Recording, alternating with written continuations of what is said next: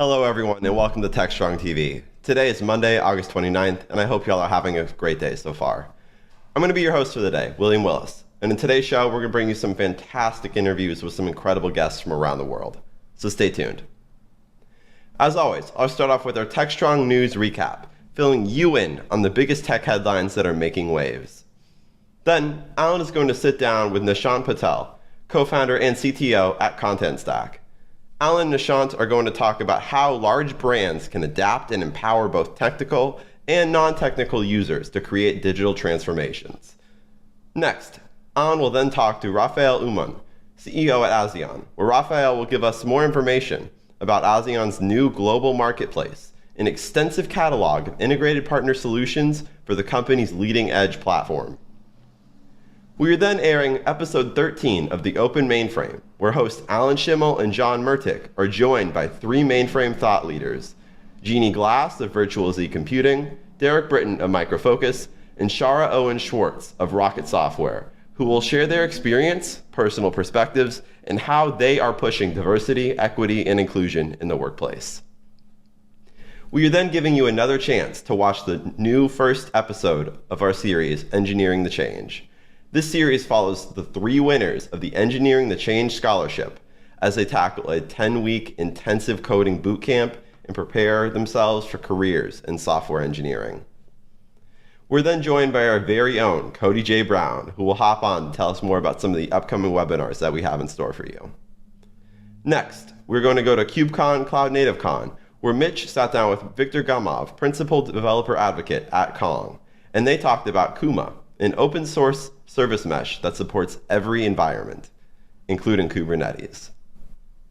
Then, Mitch is going to interview PingCap CEO Max Louie to learn more about PingCap's innovative TIDB database, cloud technologies, as well as their commitment to open source, going back more than 7 years. And then we have back-to-back episodes of View with Vizard. In the first, Mike will interview Sonatype CEO Wayne Jackson and CTO Brian Fox, as they discuss what's required to make DevSecOps really work. Mike will then interview Everything Blockchain Inc. CEO Tony Jennings, where Tony will explain how Zero Trust IT will be achieved using a blockchain platform to secure data. Then we go to RSA, where Alan interviewed Rajesh Khajanchi, co-founder and CEO at Color Tokens, where the two talked about what Color Tokens does as a security vendor, as well as its zero trust approach. And finally, we go to Open Source Summit, where Alan met with Justin Hutchins, Director of Product Management at GitHub, where Justin explained why there is a point in which projects outgrow their individual creators and more governance is needed through a larger foundation. And that's what we have in store for you on this episode of Techstrong TV. Without further ado, let's get the show started. Enjoy.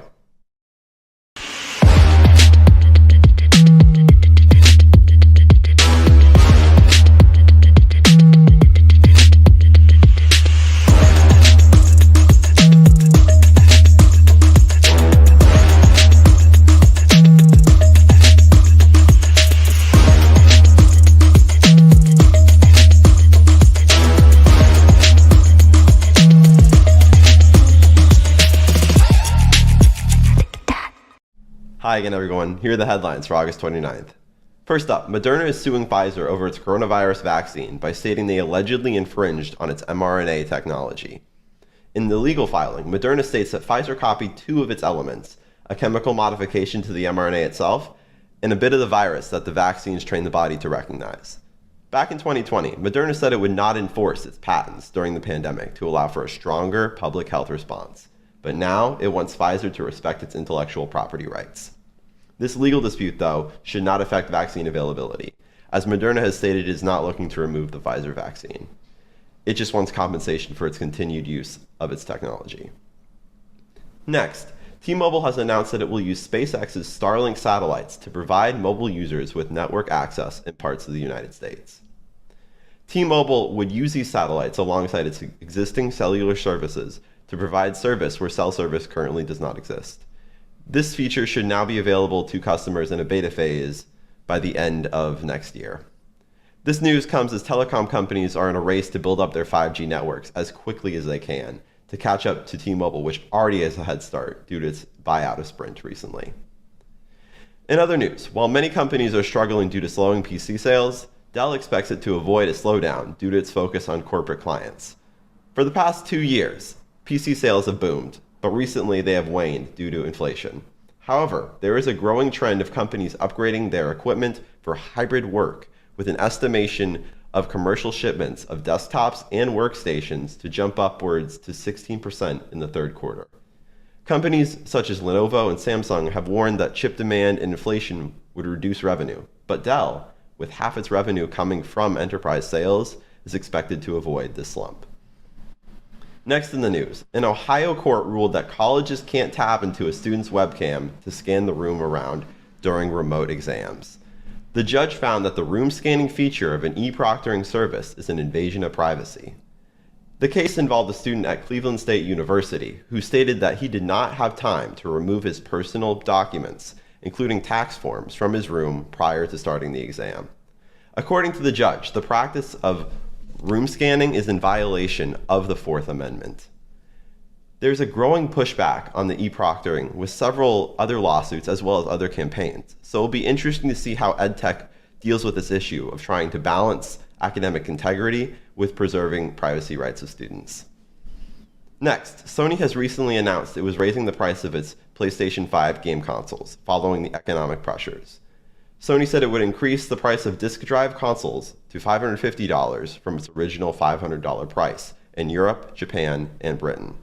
However, Sony said there would be no price increase in the United States, where it is currently in a battle with Microsoft's Xbox, as it is aggressively expanding its game subscription services.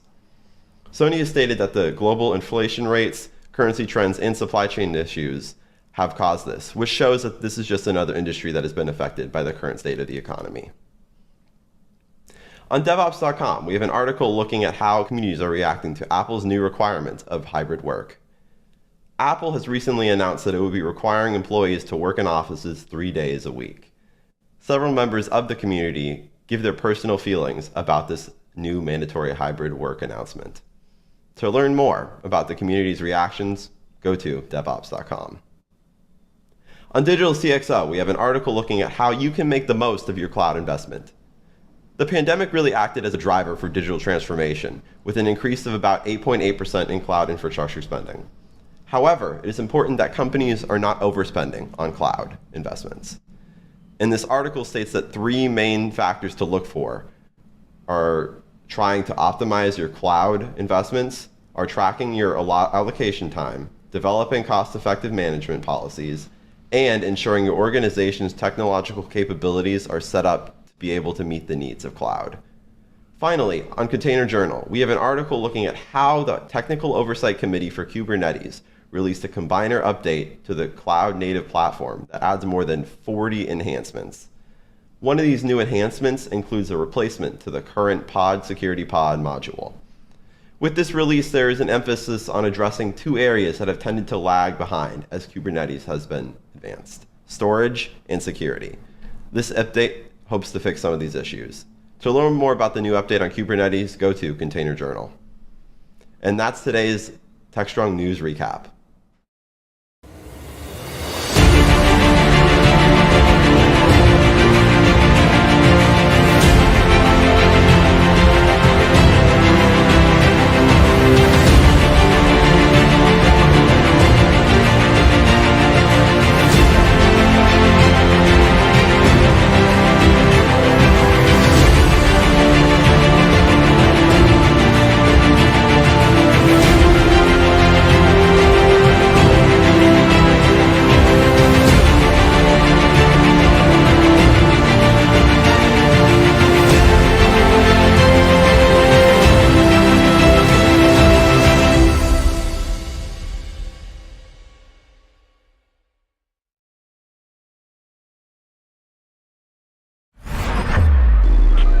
This is Techstrong TV.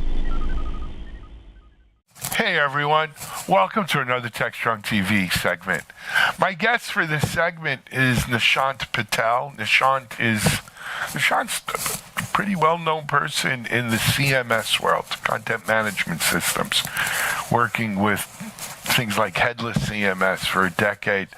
He is also with Content Stack, and he's going to tell us all about that in a second, as well as a little bit of his own journey. Hey, Nishant, welcome to Techstrong TV. Alan, thank you. Thanks for having me here. It's my pleasure.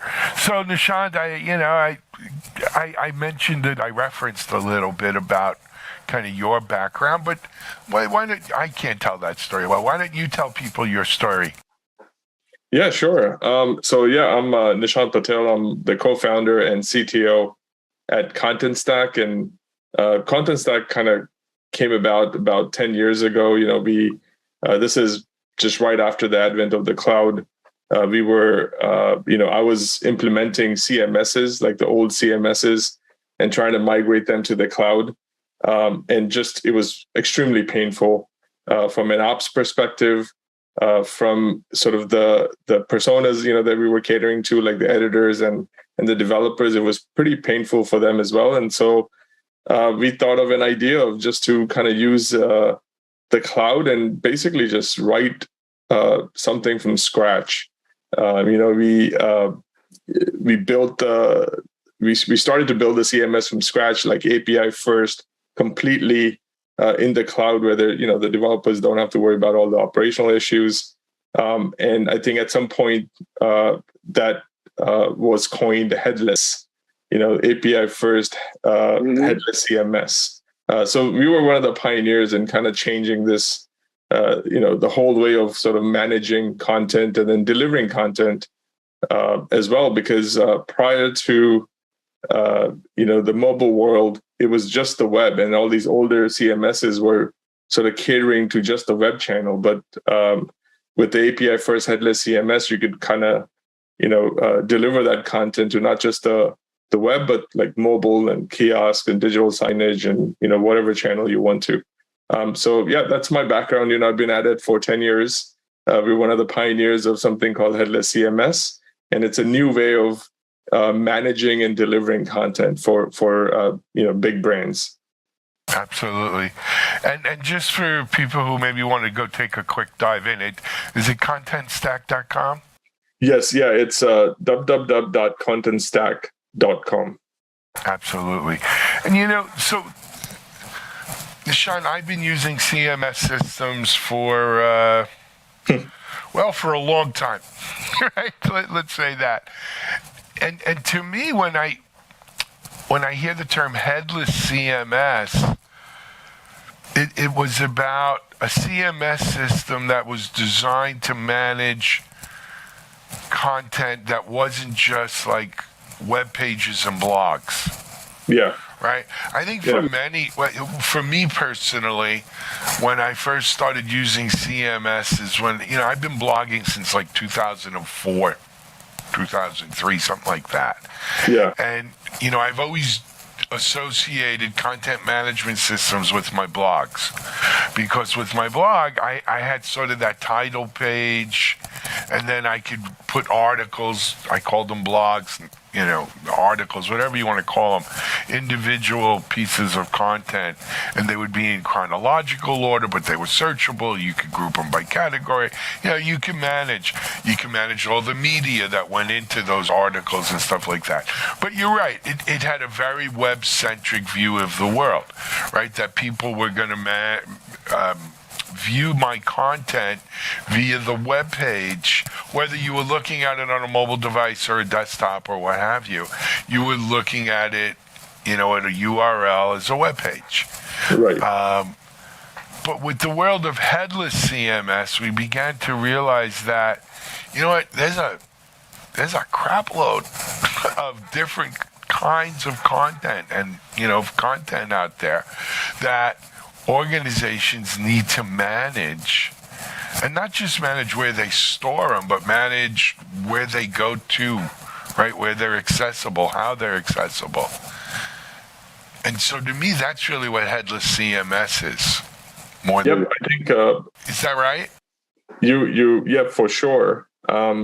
It's kind of a new way of managing content, but the omni-channel sort of story is key here. Before, and maybe just go a little bit into the technical stuff, where you had the front end, which is the web page. The code that you had to write for that was very tied to the content that you were entering in that system, right? So that whole CMS was kind of built as one. When you do that, it's hard to take that and put it into different channels like mobile, because the front end of the mobile is very different than the front end of the web, right? The look and feel, the aspect ratios, the layouts, all those things are different. So if you hard code it together with the content, you can't deliver that content to different channels. And I think headless CMS basically decoupled that, right? So you decouple the content. So in your case, you write blogs, so you could just write blogs and just write content and leave it up to the developers to figure out, how to kind of tie that content with the different channels. And, the headless CMSs give you very easy tools to where you could, kind of create that front end experience completely disconnected from the content itself. And this is it's a major change. And if you look at any brand today, you can't just be on the web. You got to be at least web and mobile. And then there's our gaming customers. They're on consoles. And there's our retail customers. They put content on kiosks, but they don't want to create content for each and every channel. They just want to create the content once and then just deliver it to these different channels. So that was one big sort of benefit you got from headless CMS. And there's a couple of other benefits as well. It's basically, prior to the headless CMS world, CMS, you had to install individually and manage that. So there was a lot of operational cost and maintenance involved, and all those things are kind of gone now with headless CMS. Absolutely.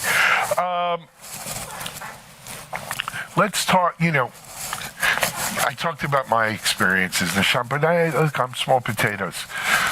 Larger organizations are using headless CMS, large enterprises. Let's talk about maybe some of the unique challenges or ways they're utilizing this to go to market.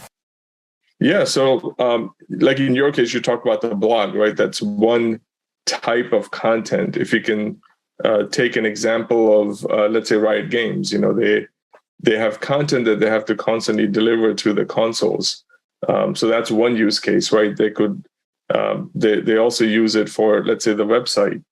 And the website has different sections. You definitely have the blog, but there's a bunch of other sort of pages that go on a website.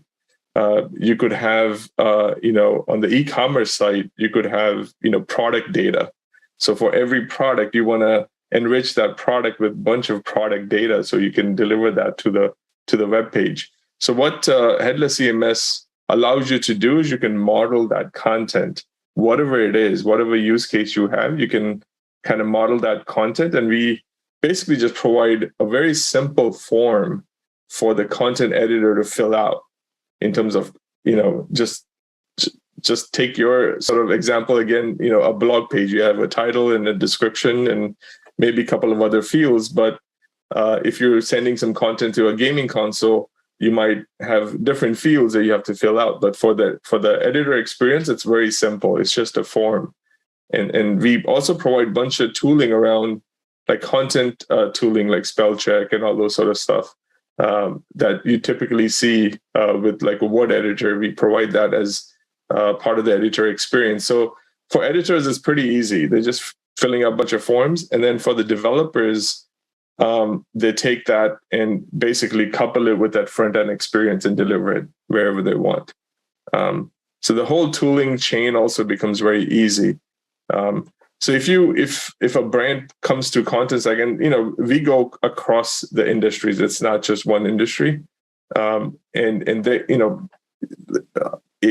like an e-commerce vendor, their content is very different than a gaming vendor, right? So they can come into our product and then model their content however they want. and then just provide it to the editors to enter the content. Absolutely, and that I mean, it sounds simple or simplistic, but that's really what we want to be, right? We want to be able to just enter the content and let the editors do what they need to do with it, to display it and distribute it, whatever serves the corporate need, and be done with it. But there's more to content management systems than that, Nishant. There's the analytics aspect of it and security, to name two. Talk to us about content stack around that as well. Yeah, so we work alongside a lot of our ecosystem partners, right? You want to work with sort of the search providers, right? You want to search your content. So there's companies that are specialized in that, like Algolia and Constructor. There's e-commerce vendors, so they provide sort of the cart experience. So we work with that, right? And so we this year we released something called automations, where we let customers basically automate things between our system, which is the content management, alongside all these ecosystem partners. And there's many, there's also the hosting side. So where do you host the front end experience? So there's companies like Vercel and Netlify and Gatsby. So we work alongside them as well, and provide all sort of the integrations and things you need to sort of make that whole stack work, right? So yeah, to your point, content stack is about managing and delivering content, but there's a bunch of other things that customers need. That there's companies out there that specialize in those needs, and we basically we provide all the integrations with those vendors. There's also sort of all the other things that you would want from a typical CMS, like workflows and governance and access controls and all that sort of stuff is also built in within the CMS. So you don't, if you think about the older systems, you had all those things that you still carry that forward with the headless CMS as well. Absolutely. I mean, just because someone headless doesn't mean you kind of lost your head. You know what I mean? In terms of functionality in that way. So look, you're at this 10 years, Nishant.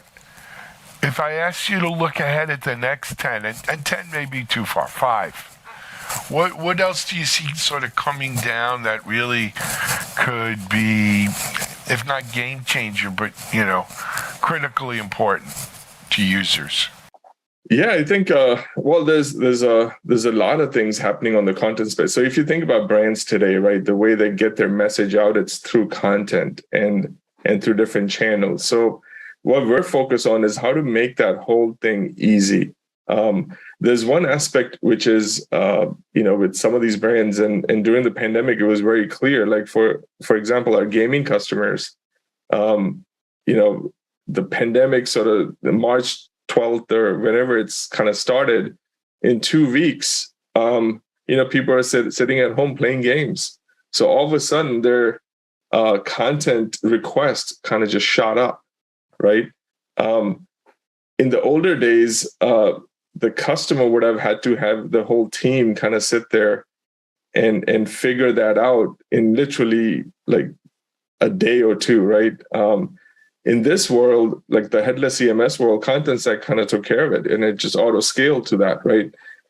So we're working on some of those technologies that just make this whole experience easy. So our customers should just be focused on, creating that unique content and the unique experiences.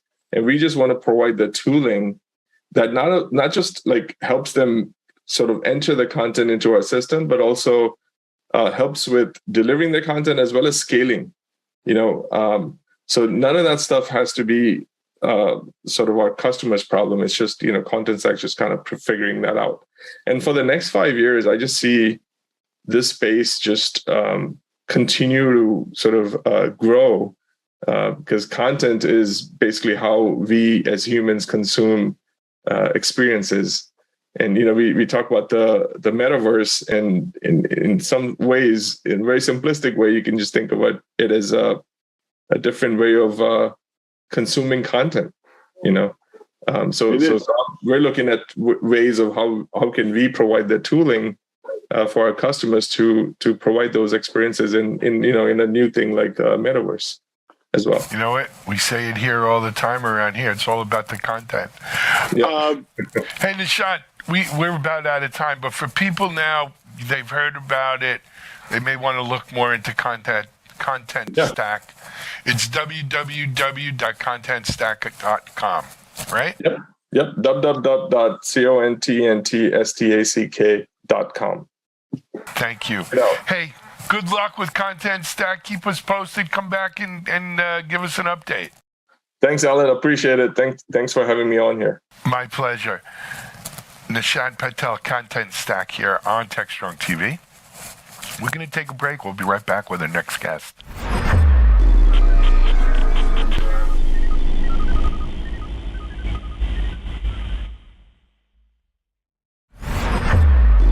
This is Techstrong TV. Hey everyone, welcome to another Techstrong TV interview. I've got a first-time guest and a new company to our audience here on Techstrong TV to talk to you about. I want to introduce you, first of all, to Rafael Uman. And Rafael, welcome to Techstrong TV. Thank you, Alan. Very happy to be here. Thank you. Rafael, I didn't give the company's name. If you don't mind, why don't you give us company's name with a little background and maybe talk about, your position and your background as part of that. Absolutely. So I'm the founder and CEO at Asion. So we are an edge compute platform that simplifies how you build better applications faster. Basically, we are now living in this, crazy new hyper-connected economy. It's, the best time ever to defy limits. There's a lot of things changing faster and faster. And Asion enables you to, basically build much better applications at scale, from a prototype to planet scale in a, very simple way. So my background is, and along as the other C levels and directors, we are all from the open source communities. We've been building, open source code and software companies for over 15 years now. So we love to build softwares that's really scale and are very performant. And over the past 10 years, we've been building Asion. So it's a purposely built platform for fixing some of the new problems we are facing today. Excellent. This is very exciting for me. We every year we do our DevOps Experience virtual event for the last 5-6 years. I think it's coming up in November this year. And I not to say anything, before we've announced it, but DevOps at the edge computing, DevOps, at the edge and beyond, I think is going to be one of the taglines for the event this year. And because this is where the action's taking place. Right? Not that the cloud's gone away. Heck, people's data centers haven't gone away. There's still a ton of stuff in people's data centers that's not even in the cloud. But a lot of the action is now moving to sort of the next frontier, the edge. DevOps of things, the IoT devices and stuff attached at the edge. So it's an exciting area.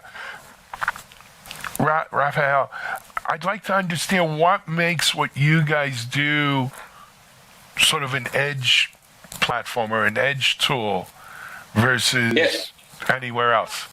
Yeah, so, different than a cloud provider, which basically enables you to run an application in a single data center, Asion enables you to build and run an application highly distributed, in multiple countries, in a lot of data centers simultaneously. So we have now over 100 data centers that enables you to, get get to this very high scalability and performance no matter where the users are. So the difference is basically that you don't need to manage the underlying infrastructure similar to a cloud provider, but you're now running highly distributed, right? So it simplifies drastically how you build and operate the application. We like to say it's basically the end of the operating system. You don't need to learn either the underlying infrastructure, how to build and manage that, but now you don't even need to understand the operating system. So the developers have a much, let's say, simpler learning curve on how to adopt an edge development platform like ASIA. Excellent, and this is actually I feel like you're shilling for us here, right? But that's actually another topic or theme of this year's DevOps experience is what we're calling distributed DevOps, right? Which is, look, we're building software today that runs all over. It runs in widely distributed systems, multiple data centers, multiple clouds, right? We live in a work from anywhere, do anything from anywhere world. So therefore, our software, our applications, and how we develop those have to be able to do anything from anywhere. And this is a big theme. And Alan, we like to think of actually a no-ops scene. So instead of thinking of how DevOps develop and operate with ASIAN, you don't even need to operate anything. It's actually only requiring you to develop, and sometimes even using a low-code or no-code approach. So it simplifies a lot on how you adopt new technologies without the need of operating anything. So, of course, you can interact with the platform using a CLI or APIs, making the perfect combination for a DevOps adoption. But you can literally, run the application without any operating efforts. So to get to a very high level of performance and availability simultaneously with auto scaling, that's a super interesting approach as well. So this is a pet peeve of mine, the whole no ops thing. You could call it what you want. You could say the responsibility for it is shifted to someplace else or someone else or another company. But someone's got to be worried about running the damn thing, right? And it may be my application and I'm trusting you to run it, but someone's got to run it, and it has to run. So, when some people hear no ops and they think, oh, we're doing away with the ops function. No, we're just, there's an old song by The Who, meet the new boss, same as the old boss, right? Someone's doing it, it's just not me. But yeah, this is the world we're in there. Now, big open source folks, you guys are big open source. What is the platform itself open source? Talk to the open source aspect of this. Yeah, so getting to the other thing, just to add, Alan, we've been building ASIAN for a decade. It's really? An amazing set of technologies that another overnight success, 10 years in the making, right? Exactly. I know where you're coming from. It's basically 10 years of pure intellectual property development. And one of the amazing things we built was this software-defined edge routing that enables us to run the best performing and most reliable network on the planet today. So we have experienced only 36 minutes of network and availability over the past 10 years. So that's an amazing result for mission critical applications that the majority of the applications we run. So to connect that with the ops versus DevOps, we have a full team of highly talented engineers here, DevOps in that case, running the platform and building those self-healing algorithms that can make that happen, right? Yep. So taking on the open source, our team has a lot of experience, writing kernel stuff, low level stuff from drivers to the Linux kernel, FreeBSD kernel. So we are, huge fans on how to navigate open source. Asion itself is open sourcing some of its, core components, especially the ones that enable you to run on your own premises. But along that, we have been committing a lot to the open source community on every project we work on. We have proprietary software, a lot of proprietary software, as the open source. Back then, when we started, did not have any other options instead of us building it. And now we are definitely doing a lot of helping a lot of different open source communities with our own software. Excellent. You know what, Raphael, I have to apologize. I took us down a whole different road than some of the things we wanted to talk about, but it's time we talk about them, which is you guys recently announced the marketplace opening up, right? Share with our audience a little bit. Yeah, so we are highly committed to improving the overall developer experience. As I mentioned, this no apps thing is one of the core, let's say, aspects of the platform that's simplifying how developers experience Asion. But along that, there's a lot of things that we want to give to developers so they can build better applications faster and faster, right? So along a recent hire on the developer experience side, we hired a chief developer experience officer. I think we are the first company in the world that made that type of position at C-level at the company. And we actually have been working on a marketplace in a way to simplify how third-party companies, independent software vendors, open source communities, and software developers working from home, how they can build applications, libraries, to run at the edge and experience our platform, the power of our platform to, either enable other developers to build or build their own applications. So the marketplace launch was a huge accomplishment from Asion. In under 2 weeks, we now have over 30 partners already integrated, from very simple solutions like A/B testing and security-related things that simplifies how you protect your application. But including some amazing new edge AI features like face recognition and other advanced cybersecurity features. So the overall goal here is to, again, simplify the developer experience by giving them access to a set of templates and a set of, either open source or libraries that, make their life easier. Excellent. Raphael, if you don't mind, for our audience who maybe wants to go check this out, how can they get to the marketplace?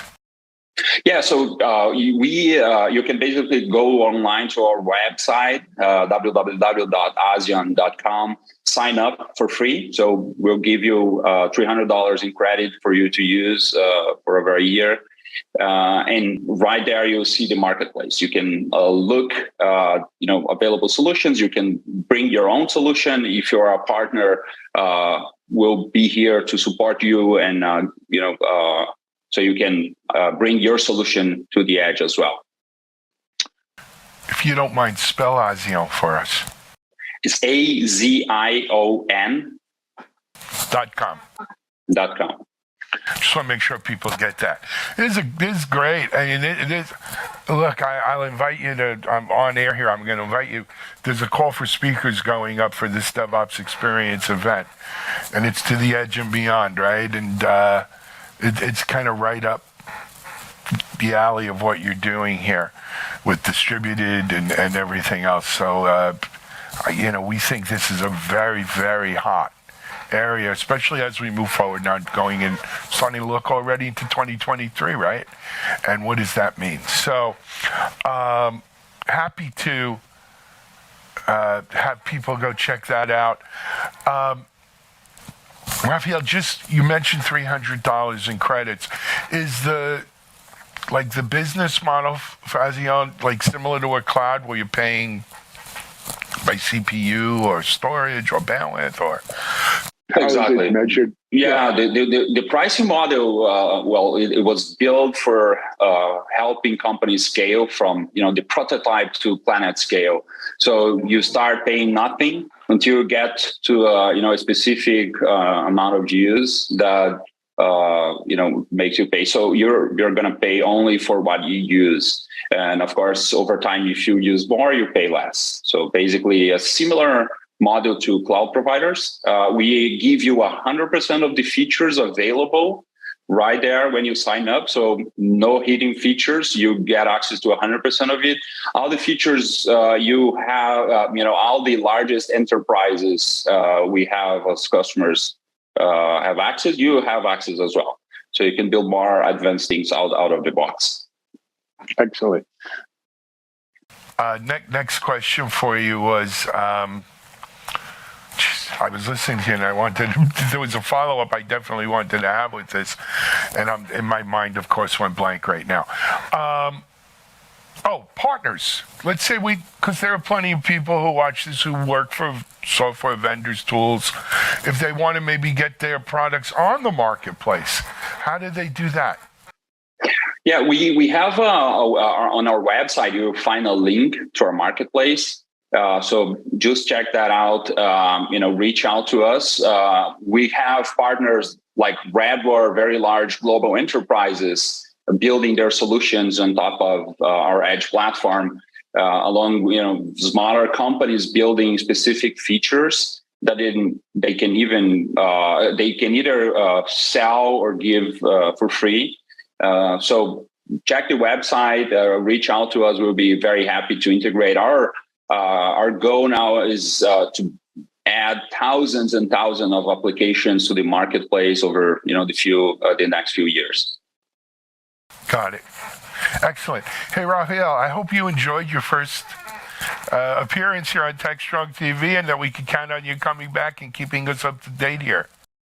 Absolutely, Alan. Count on me. I'll be happy to join the DevOps as well. Absolutely. We'll talk about that. All right. We're going to take a break here on Techstrong TV. We'll be right back in just a moment with another guest.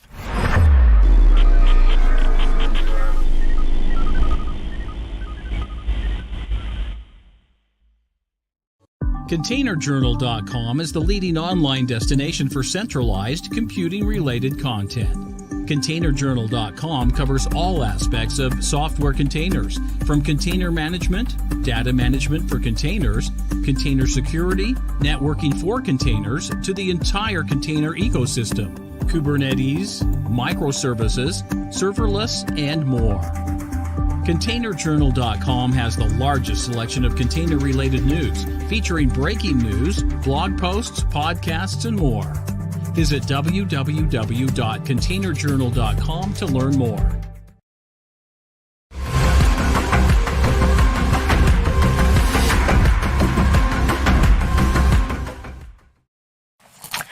Hey everyone, welcome to another episode of The Open Mainframe. The Open Mainframe is a monthly video series we do here on Techstrong TV, and we partner with our friends at the Open Mainframe Project from the Linux Foundation. On this series, they're kind enough to partner with us, and we discuss topics of interest to the open or to the mainframe community with a particular emphasis on the open mainframe community. We have what I think is going to be a very interesting topic to discuss today. It cuts across more than just the mainframe community. It cuts across more than just the technology world, but particularly in the technology world, it's an issue that we've taken on, and one of the reasons, quite frankly, I take pride in being in the technology industry is that I'm not saying we're perfect and we've licked this problem, but at least we're willing to acknowledge it and try. And in the open mainframe world, as I think you're going to find out today, we have several initiatives and companies and groups that are hitting this topic head on. What is that topic? The topic is diversity, equality, inclusion in the mainframe community specifically. I've got a great panel I want to introduce you here to.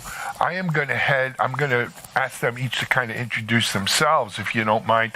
Let me start off with Shara Owens-Schwartz, who is with Rocket Software. Shara, welcome to the Open Mainframe. Please introduce yourself to the audience. Thank you so much, Alan. Yes, my name is Shara Owens-Schwartz, and I am the Vice President of Inclusion, Diversity, and Equity at Rocket Software.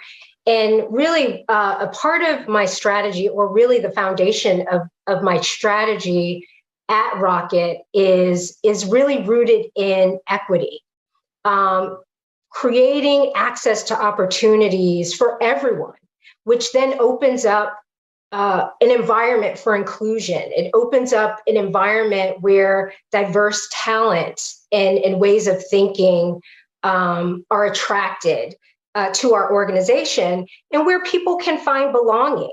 And what we know about finding belonging and feeling included is the optimal environment where people thrive and innovate. Excellent. Thanks for joining us, and we look forward to hearing more here once we get rolling. But first, next let me introduce our next member of the panel, and he's Derek Britton. Hey, Derek, welcome. Hey, Alan, how's it going? Good. If you wouldn't mind introducing yourself. Sure. Hi, everybody. I'm Derek Britton. I work for Micro Focus. My role there is Director of Communications and Brand Strategy in the marketing team. But my involvement with this conversation today is because of my involvement, my membership of the Open Mainframe Project as a member of the COBOL Working Group. And I've been lucky enough to work with a team of very, very smart and diverse individuals over the last couple of years, talking about the COBOL language and looking at some of the challenges the language faces and the broader mainframe community faces at large. And it's come up again and again, the question mark over diversity and inclusion. And I've been lucky enough to take part in a couple of initiatives recently, and we'll be doing a presentation later on this week at the Share conference on that topic. So perfect timing for me to be invited along just to share with you what we'll be doing. Absolutely, and thank you very much. Our third panel member, but certainly not the least, is Jeannie Glass. And Jeannie, welcome. And if you wouldn't mind introducing yourself. Sure. Hi, Alan. Thank you. And I'm here at Share with Derek as well. And I'm here as the founder of Virtual Z Computing, which is the first women-founded, women-owned mainframe software company in the history of the mainframe. I'm also here as a Native American woman and one of the founders of Making Strong Community Stronger that I work on with Shara and many others, which is the first DE&I initiative, collaborative initiative across the mainframe industry. Fantastic. Can you just repeat, you and Shara work on an initiative called Making Strong Community Stronger. Okay, I just want people to make sure they get that. All right, then let me bring you to my last but not least, really, my co-host of the Open Mainframe Project. He's also the general manager of Open Mainframe Project from Linux Foundation, my friend John Murdoch. Hey, John. Hey, Alan. I'm really excited about this topic. I mean, we've talked about diversity in the past. You know how personal of a topic this is to me, and I don't think we could have got much of a better of three people in mainframe together to have this conversation. So I'm really excited about this. We really pride a lot here at Open Mainframe and Linux Foundation as a whole in diversity. And, I think, Shara, you said it best. diverse groups and diverse communities, you get greater outcomes. We see it time and time again. So I'm really excited to hear about this and learn along the way. So I think that is a given, and maybe the world doesn't readily acknowledge or know it yet, that diverse communities, you do get better outcomes. But nevertheless, I want to just lay some stuff out here. Number one, I think this conversation starts with an acknowledgement that we need programs. We need vice presidents of diversity and inclusion in many corporations. We need organizations like Make Communities, I'm going to mess it up because I'm old and Strong Communities Stronger. Make strong communities stronger, right? We need these things for a reason, because there has been roadblocks, there has been, whatever you want to call it, reasons why that we don't have more diversity. And we all bring our own personal life experiences to this, right? As we were talking off camera, my first exposure to computers, I was a little boy. I went to work with my mom. I'd go to work occasionally. She'd drag me into the city. I saw Star Wars when it first came out like that, actually. She sent me down to the movies. But she worked on mainframe. She was a single mom raising 4 kids, and in the summer when there was nothing for us to do, sometimes she'd let me tag along into the city at New York City, and she'd be working on her computer screen. You know, these were leased, right? You had leased time and stuff. And I thought it was very normal for women to work on computers. I didn't realize it was an exception probably then. Or maybe the kinds of roles they did were kind of limited in. It wasn't until I grew up later on in life that I realized, right, that there was this discrepancy perhaps. But I sit here, you know, I'm not in the position the three of you are in. I observe from my perch of where I am at Techstrong. Let's hear a little bit about, you know, I mean, obviously being a woman, you can say, well, I'm a woman and I see it. We get that. But what really kind of made this a passion for you? And again, Shara, if you don't mind, I'm going to start with you. Because yeah, wow, okay. So you want the backstory? Yeah, so, that's what we do here. Yes, absolutely. I can tell you that. Right. This is not just work for me. It's who I am. And I grew up in segregated Boston. Yes, segregated Boston, where there were neighborhoods where I just was not welcome. And I understood that. My father became the first Black state senator in Massachusetts. And that was after having fought to carve out districts where even someone of color, it was even possible for them to be elected, right? And so I had front row seats to my father fighting for equity, fighting for a seat at the table, voice changing laws, right? So that people could have access to better jobs, housing, healthcare, you name it. Right. So these are the types of conversations I had at my dinner table every day. It was the life that I lived. I was really immersed in justice, really. And so that continued to carry over into just who I am.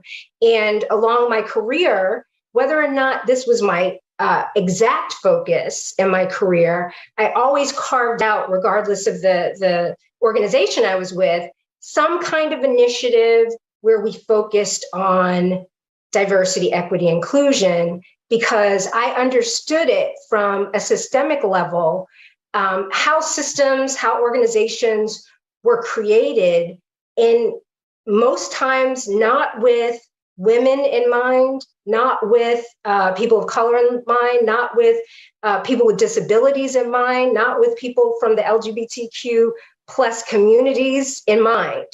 And so really getting at the root of it. And when I talked a little bit earlier, I talked about, starting with that equity piece. And that's a part of sort of taking apart how did we construct this organization? What do our policies look like? Even things that many of us might take for granted, like family leave or how you build families, and is there support around that? So that's how I came to this. It is my passion. It's who I am, and that makes it gives me the fuel to continue to, piece by piece, pick it apart and try to create those environments that are inclusive for everyone. And I work at a global organization, and that is not a one size fits all. Inclusion, diversity, and even equity looks different depending upon where you are. Agreed. Hey, Derek, you mentioned right off the top that, this whole thing you're doing at Share and a lot of what you're involved in, it's not even in your mainframe's the wrong word, in your main kind of thing of what you do at work, which is in marketing and so forth. What's driving it in for? What's driving that for you? You're absolutely right, Alan. I have been a member of the Open Mainframe project for the last couple of years, but actually, throughout my whole career, in fact, if you cut me in half, it will just say COBOL in the ring, around the middle. And so I've never been too far detached from the language in whatever form my role has taken me. But what's interesting in the last couple of years, because of the work we've been attempting to do to evangelize and espouse the value of the COBOL language into the open mainframe community and more broadly, it became quite clear quite quickly, perhaps not surprisingly, that the people that we were talking with, the people that we were gaining access to, looked like a fairly overwhelmingly white male fraternity. And was personally quite disappointing, especially given the people I was working with in my immediate vicinity was a reasonably diverse group. We started looking at it, we started doing some research.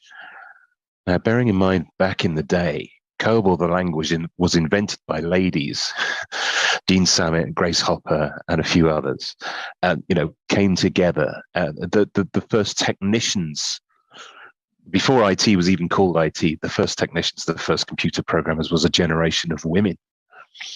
So something's gone wrong along the way. Something has gone horribly amiss, such that the inequality and the unconscious bias that society has permitted has manifested itself as this highly skewed set of ratios in the tech industry. And that interested me to the extent that I thought, if we're going to do something about it in the Open Mainframe project, we need to be active, and everybody needs to be active. And you might have noticed I am a white male, so I'm coming from the community that, to a certain extent, should be sharing a lot of the burden of responsibility to finding a resolution here, and not sitting quietly in the background saying, well, good luck, everybody. I hope it works out.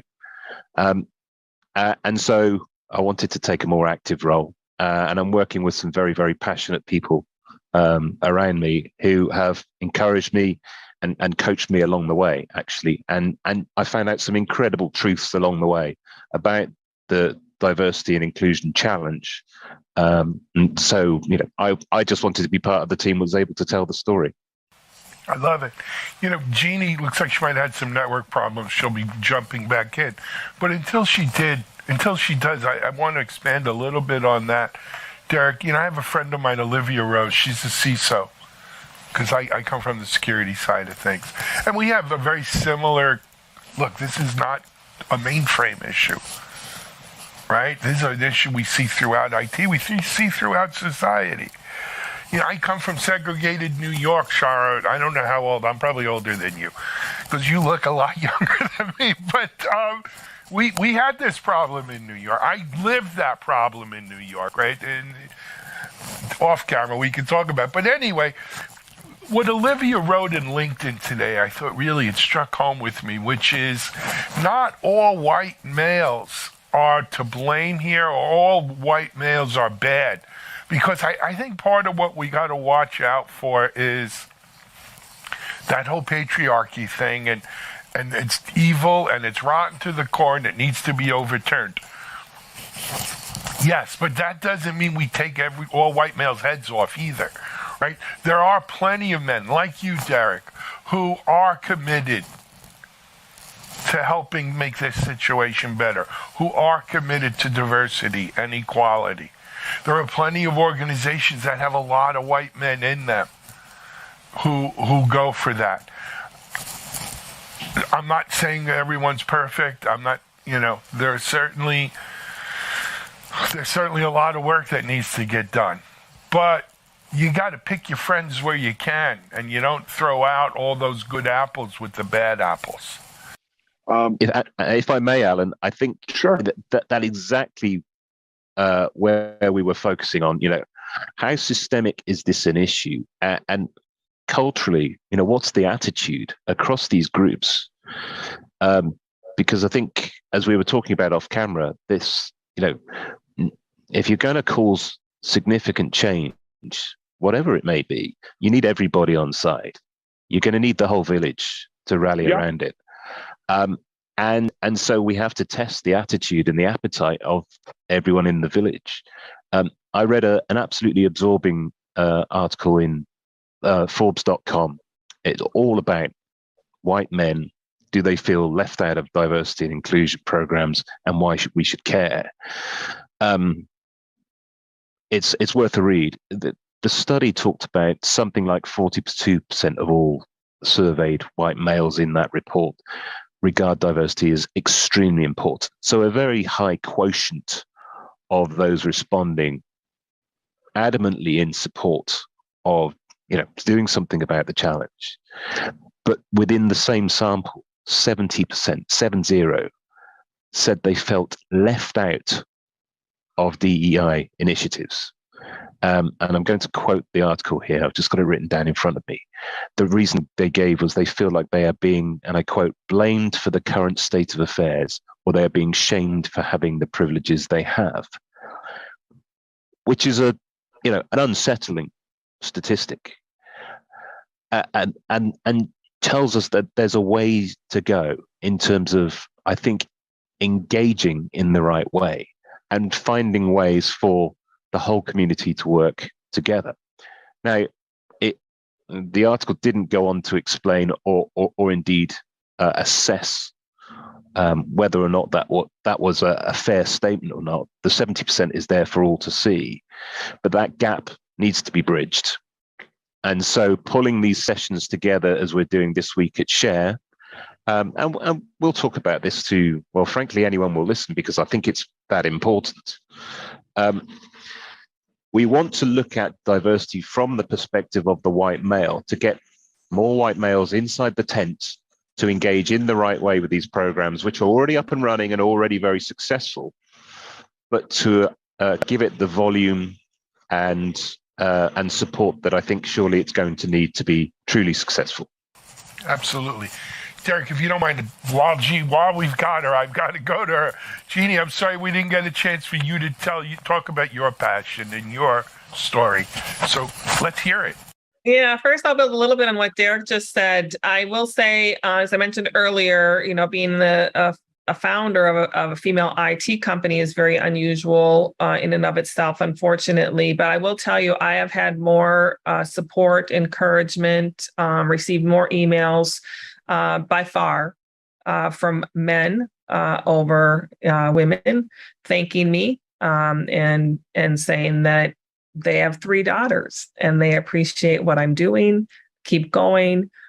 So I do find that men are very concerned about and hopeful for the future and are very strong supporters of not only women in IT, but diversity at large. So Derek, just to recognize what you said there.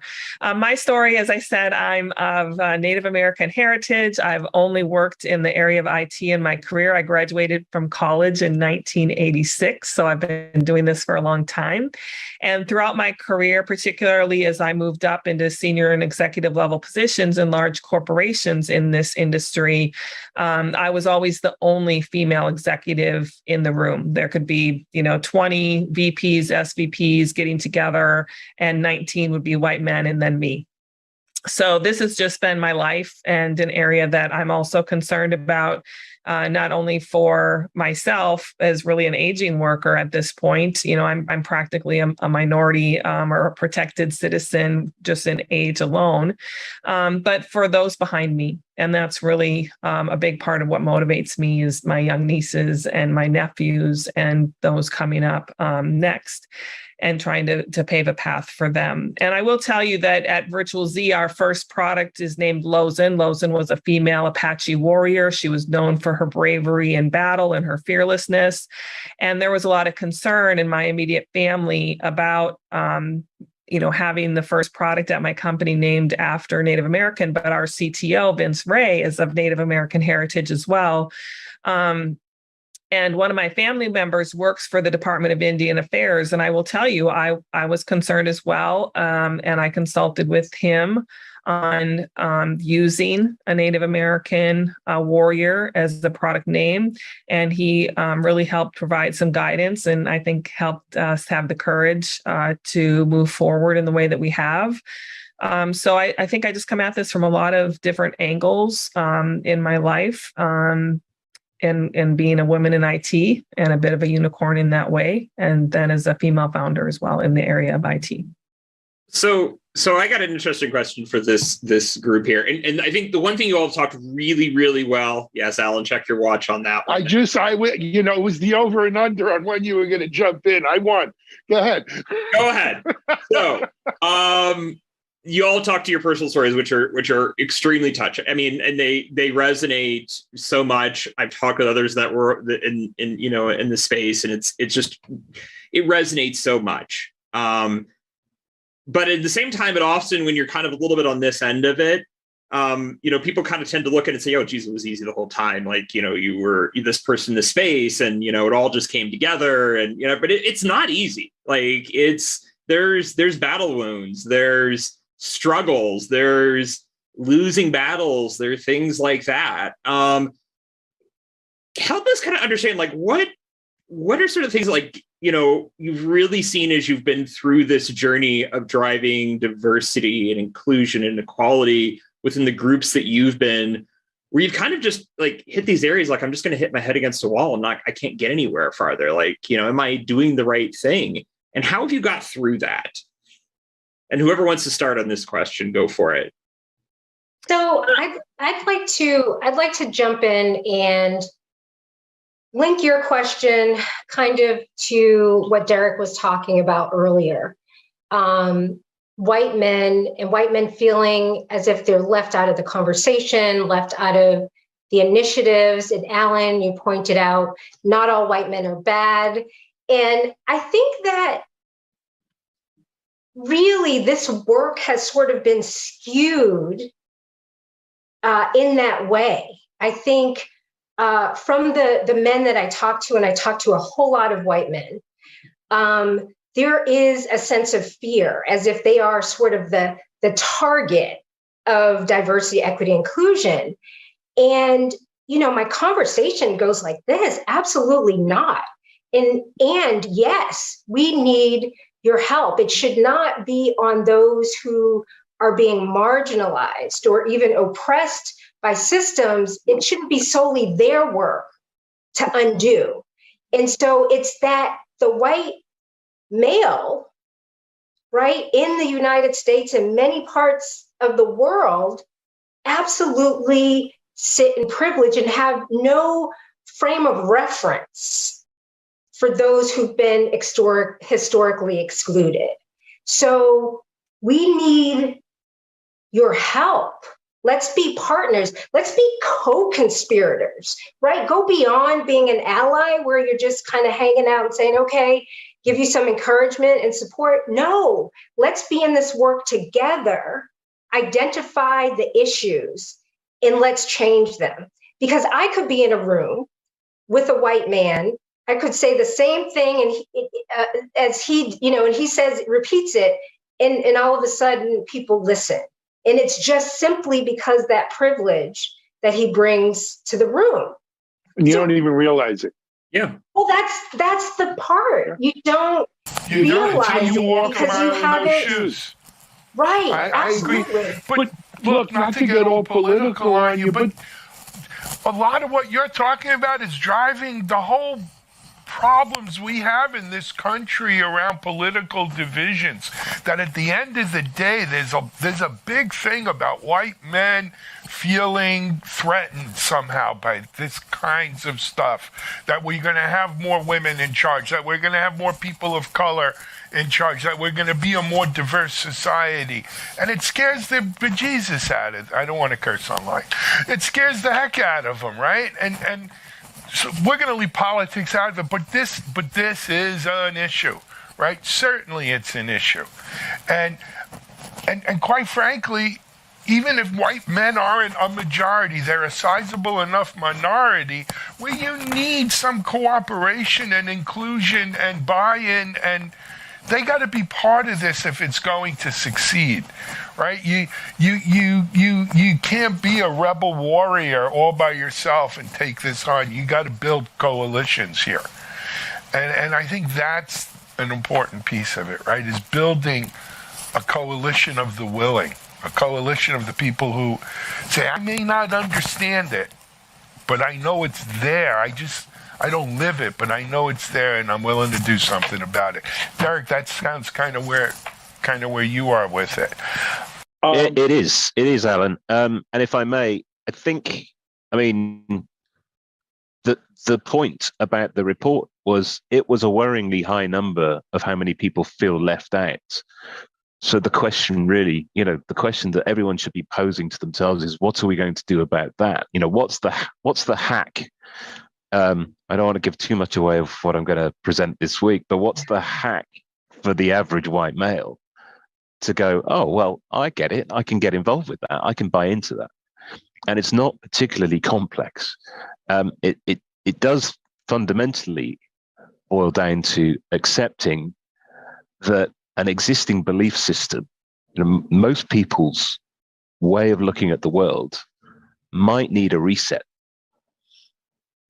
Because we all carry around with us levels of unconscious bias, potentially more than just that, but certainly unconscious bias. And for many organizations, it's a mandatory course that you have to go on nowadays, and it's only been implemented in the recent past. But it's quite eye-opening to see just how many preconceived notions and ideas and behaviors you can pull yourself up on nowadays, and that of colleagues. And that, for me, has been a watershed moment in the recent past where we've been able to identify just very basic behavioral patterns we see in everybody, not just white males, but obviously that's going to be an area of particular focus, where we can say to ourselves, well, we need to get over those microaggressions. We need to get over those affinity biases or those halo biases where people are just gravitating towards people who look and sound a bit like them. We need to get through all of those things. Absolutely. And that is the heart of any scalable solution. John, I don't think, or at least I hope that people watching this don't need to see Jeannie or Shara's scars. They know the fact that they are where they are at this point in their lives, they've had to overcome. They've had to persevere, right? But I read a lot of stories recently about the American dream, as the American dream died, right? And the American dream used to be something like you get to own a house and you live a middle-class life and you go on vacation. That's not really the American dream. The American dream was that your kids have a better life than you, right? And Jeannie, you said it. You're doing this. I graduated college in '81, so I'm a little ahead of you. We're done. We're done. Our careers, there's a lot more behind us than there is in front of us. This is about the next generation. This is about your nieces and your daughters and your sons and whoever, right? This is about paying it forward. And so I'd like to, we probably have maybe 10 minutes left. We'll go over today. It's okay. What are we doing? What are we doing? You talked about some organizations. Derek, you're involved. Let's hear specifically now. And if it's mainframe focus, great. If it's not, also great. But let's hear, what are we doing to help this next generation? Maybe I can talk to that a little bit. As I mentioned, we were talking earlier about 2 years ago, I called Greg Lotko at Broadcom. I was preparing for an interview as a female founder of an IT organization, software company. And I was researching DE&I programs through mainframe companies. And I found so many really impressive programs where there's executive sponsorship, there's significant funding. The results were impressive.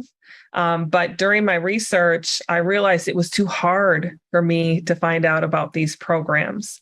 And so I picked up the phone and called Greg Lotko at Broadcom, who I really didn't know very well. I think sometimes people, when I say that, think I'm just a friend of Greg's, and I called my friend. I had only met him once. I really wrung my hands for a long time before I got up the courage to call him and ask him to work with me to do something to make these programs more visible and accessible in our industry, specifically here in the mainframe industry. So I finally got up enough courage and I called Greg. I said, hey, we met once before. My name is Jeannie Glass, and introduced myself and said, I'm researching DE&I initiatives in the mainframe industry. I'm finding them. I know you have the Vitality program at Broadcom, and there's many other programs out there, but they're really best kept secrets. What if we all came together in our industry? We would still keep our separate programs, but what if we all came together and had an initiative around DE&I in the mainframe industry? Wouldn't our voice resonate louder? And he was fantastic. He immediately networked with his colleagues at IBM and Andy Eunice at Rocket, the founder of Rocket. And the four of us started an initiative now known as Making Our Strong Community Stronger. Shar and I worked together on that initiative. And our first session was a Zoom-based conversation around DE&I in the mainframe industry now a couple of years ago, as I said. And we didn't really know what the interest would be, but I think about 100 people registered, about 50 people showed up. And 2 years into it, our most recent webinar was on the topic of neurodiversity. Really, we called it Diversity You Can't See in the mainframe industry. And that was inspired by our listeners because the attendees and registrants had been increasing year over year at our virtual events. And we had a record-setting attendance on our July webinar on Diversity You Can't See. And I'm here at Share in Columbus, here with Derek. And we are holding a reception for Making Strong Communities Stronger tomorrow night. And there's just under 1,000 attendees registered for the entire Share conference here in Columbus. And 454 people have registered for the Making Strong Communities Stronger reception tomorrow night, which is nearly half of the conference. Largely, quite honestly, a white male audience. So a lot to the points that Derek is talking about and the important work that he's doing in this area, specific to white men as well. We're all in this together. And that nearly half of this conference wants to come to a reception on DE&I in the mainframe, I think really speaks to how hungry people are for this discussion, how they want to roll their sleeves up and participate actively in the discussion. And it's just been more than I ever could have imagined. I will tell you, when I opened up the registration list last night, my jaw dropped when I saw the number of people that have responded, and in a really great way. So I just think this is a really important topic. I appreciate John and Alan, you putting this conversation together to help us, expand the conversation, including white males. And Derek, appreciate the work that you're doing. And Shar, I couldn't agree more with the comments that you made as well. So thank you. Shar? Yeah, so one of the things that we're really looking at, and that I am really eager to interrupt, is this whole broken rung. It's this phenomenon for women on that sort of career ladder where they are not making it even to the management level at the same rates as men. And so at Rocket in particular, really trying to see, well, what's happening here. So we've instituted some leadership programs specifically in development programs specifically targeted toward women at the earlier stages in their career and mid-career, to really see how we can move women beyond that. And this is not just because women aren't ready. What we're doing simultaneously is interrupting that bias among managers. Why aren't women being, are men just more prepared at that point? I mean, that's a question mark, right? Which I don't believe is true, right? So allowing women to have more visibility, more access that sometimes is created with male relationships sort of organically. And so that's one of the things that we're doing. One thing that we're launching really soon is also looking at other underrepresented populations at Rocket and focusing on mentorship slash sponsorship. Those who don't have access and opportunity to folks at different levels of the organization to really get that exposure and some guidance. I was, talking with a fellow Rocketeer the other day. People sometimes don't know what they don't know. They need to see role models, right? They need to even understand how to initiate conversation, maybe with a more senior leader in the organization, so they can know what they're doing and what they're capable of. So those are two really concrete things that we're doing at Rocket.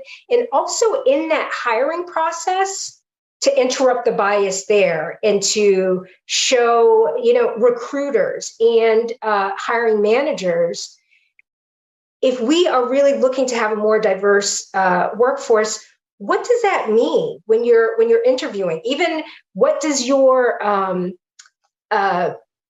job description look like, right? What words are you using? Are people self-selecting out before we can even interview them? So those are some of the concrete things that we're doing at Rocket for folks who are coming up into our organization. I love it. I feel obligated here to tell you something we're doing. At Techstrong, we, for the last 2+ years, we sponsor something called Engineering the Change Scholarship. We work with a local coding school here in Boca Raton, Florida, called Boca Code. And we sponsor at least 1 up to 3 candidates every spring and fall, right? So twice a year, a cohort. And we, there's a whole, you have to write an essay and everything, apply for the scholarship. We pick 1 to 3 winners. But it's really underrepresented communities. So over the last 3 years, we have about 8 or 9 folks that we've done this with. Mostly women. Being here in South Florida, we tend to get a lot of folks from Haiti, Dominican Republic. We have 1 Ukrainian woman actually who won a few years ago. But it's been, and we help them with their job fair and they become full stack developers. It's probably one of the most gratifying things I do here, other than this show. It really has paid dividends in so many ways for us. We get so much out of it. We actually, this past year, we filmed the whole 12-week cohort that these people went through, and we have it up as just episode 1 is up right now as a kind of reality show. But it's really interesting to see this in action. Look, as I think I said in the beginning, one of the things I'm proud about being in the tech industry is we do, at least, is it navel gazing? I don't know, but at least we acknowledge this is an issue, and we have terrific people like you all, right, and more, who are hitting this. In cybersecurity, where I spent 20 plus years, we have similar kinds of programs and people where we're trying to do something. Is there a lot more to do? Yeah, go. But this is an ongoing process of learning. So we started at Making Strong Community Stronger with Virtual Z, IBM, Rocket Software, Broadcom. But today we have 7 organizations in this industry sponsoring, including Open Mainframe Project. Thank you, John and May and everybody. BMC, most recently, Tech Channel. So organizations are really investing in this area. And what I really enjoy about it, besides the 450 people registering to come to the session and feeling that energy around this space that's generated, is my own personal learning. And Shara is an expert in the area of DE&I. Her counterpart at BMC, Wendy Rentschler, is on our team now. She's an expert in the area of DE&I. And it is amazing, Derek, learning about your work. It's amazing to learn what's going on and to have experts like this bringing their knowledge and forever challenging me in terms of my own unconscious bias. Because just when I think I'm doing a good job of really catching myself, I catch myself again.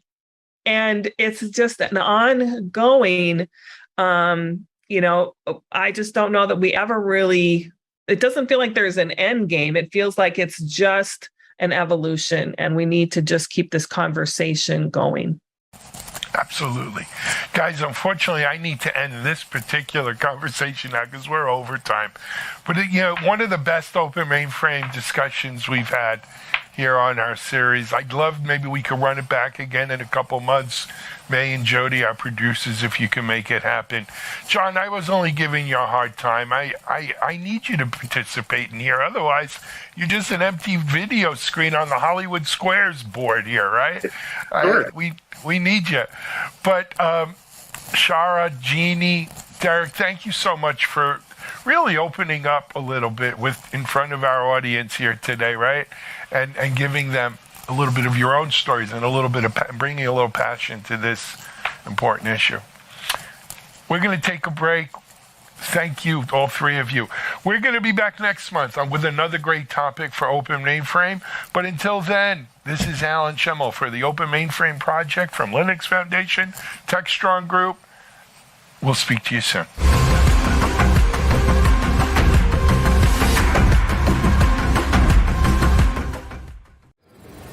The Engineering the Change Scholarship Program offers a life-changing opportunity for a winner from an underrepresented community to change their lives by becoming a full-stack software developer.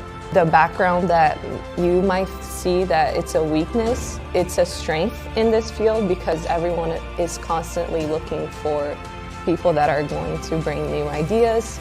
It's an intense 12-week course that is not for the timid. For real. Who's mastering this right now? Because I sure am not. So you guys are badass. Like as a class, you guys are crushing it. You've got to be dedicated. You've got to be ready to do it. Your life has to be ready for it. Follow us as we go through this cohort's Engineering the Change winner on their journey to becoming full-stack engineers. Welcome!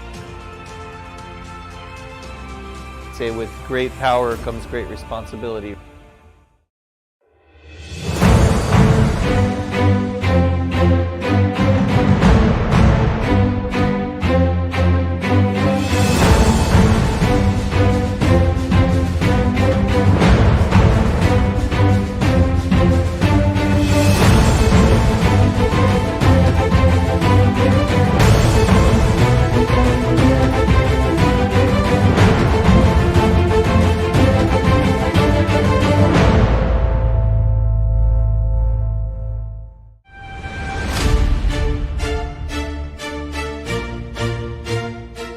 to take it down to 3 finalists. Toria, I'm going to ask you, who really kind of stood out for you? The 3 people that stood out to me the most was Stephanie and another woman named Carly and a man named Donald.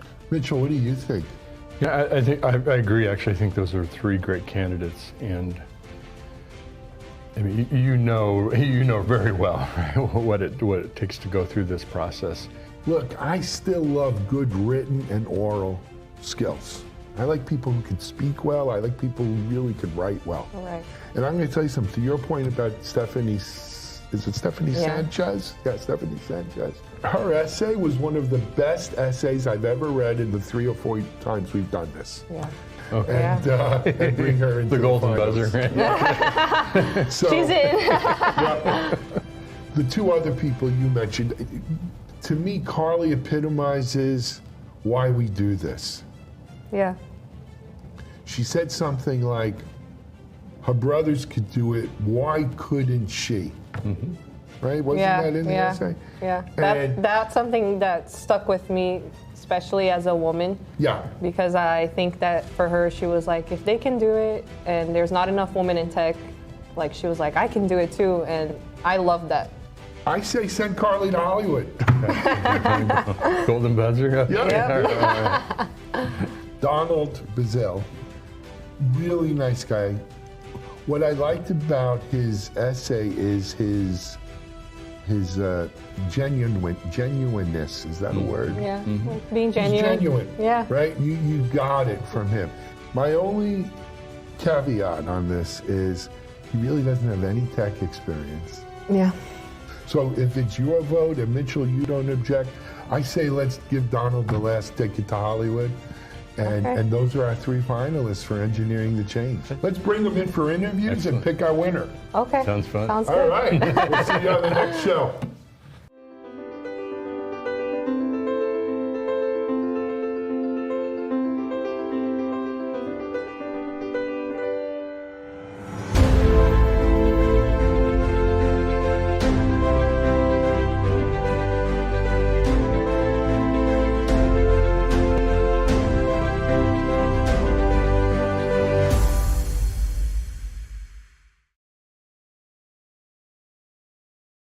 Hey everybody, happy Monday. Cody J. Brown here with some upcoming programs from Techstrong Learning. First, tomorrow, Tuesday, August 30th at 11 a.m. Eastern, join our expert panel on DevOps.com with another edition of DevOps Unbound. This episode, a report on AI augmented DevOps. Now you won't want to miss this conversation with Clint Sprague from Tricentis and Kosuke Kawaguchi, creator of Jenkins and co-CEO of Launchable. Following that, at 1 p.m. Eastern, Security Boulevard is hosting CISO Talk Masterclass, episode Catch Lightning in a Bottle. Now this series wraps up as we connect the dots from episodes 1 through 5 and discuss the reality that no plan is up to date or perfect, and new approaches to incident response are created when security incidents actually occur. So if you'd like to keep up with what's going on here at Techstrong Learning, feel free to follow us at any of our socials. We can be found on LinkedIn, Twitter, Facebook, and Instagram. If you're not on social media very much, just go flip through our catalog of upcoming events and join us for a workshop that we've got coming up. So that is all I have for you today. But we do have plenty of upcoming and on-demand programs waiting for you over here at Techstrong Learning. CISO Talk, to hear how real-world CISOs are dealing with today's real-world issues. From enabling secure remote workers to accelerating secure cloud adoption, defending against a pandemic of security attacks and beyond, CISO Talk covers the cyber topics you want to learn about. With your hosts, Unisys CISO Matt Newfield and MediaOps CEO Alan Schimmel, featuring a revolving panel of CISO cyber experts. This is where CISOs talk. Join us on digitalanarchist.com and techstrong.tv. This is Digital Anarchist. Hey, welcome back to KubeCon, Cloud Native Con. I'm joined by Victor Gemov, who is Principal Developer Advocate with Kong. Welcome.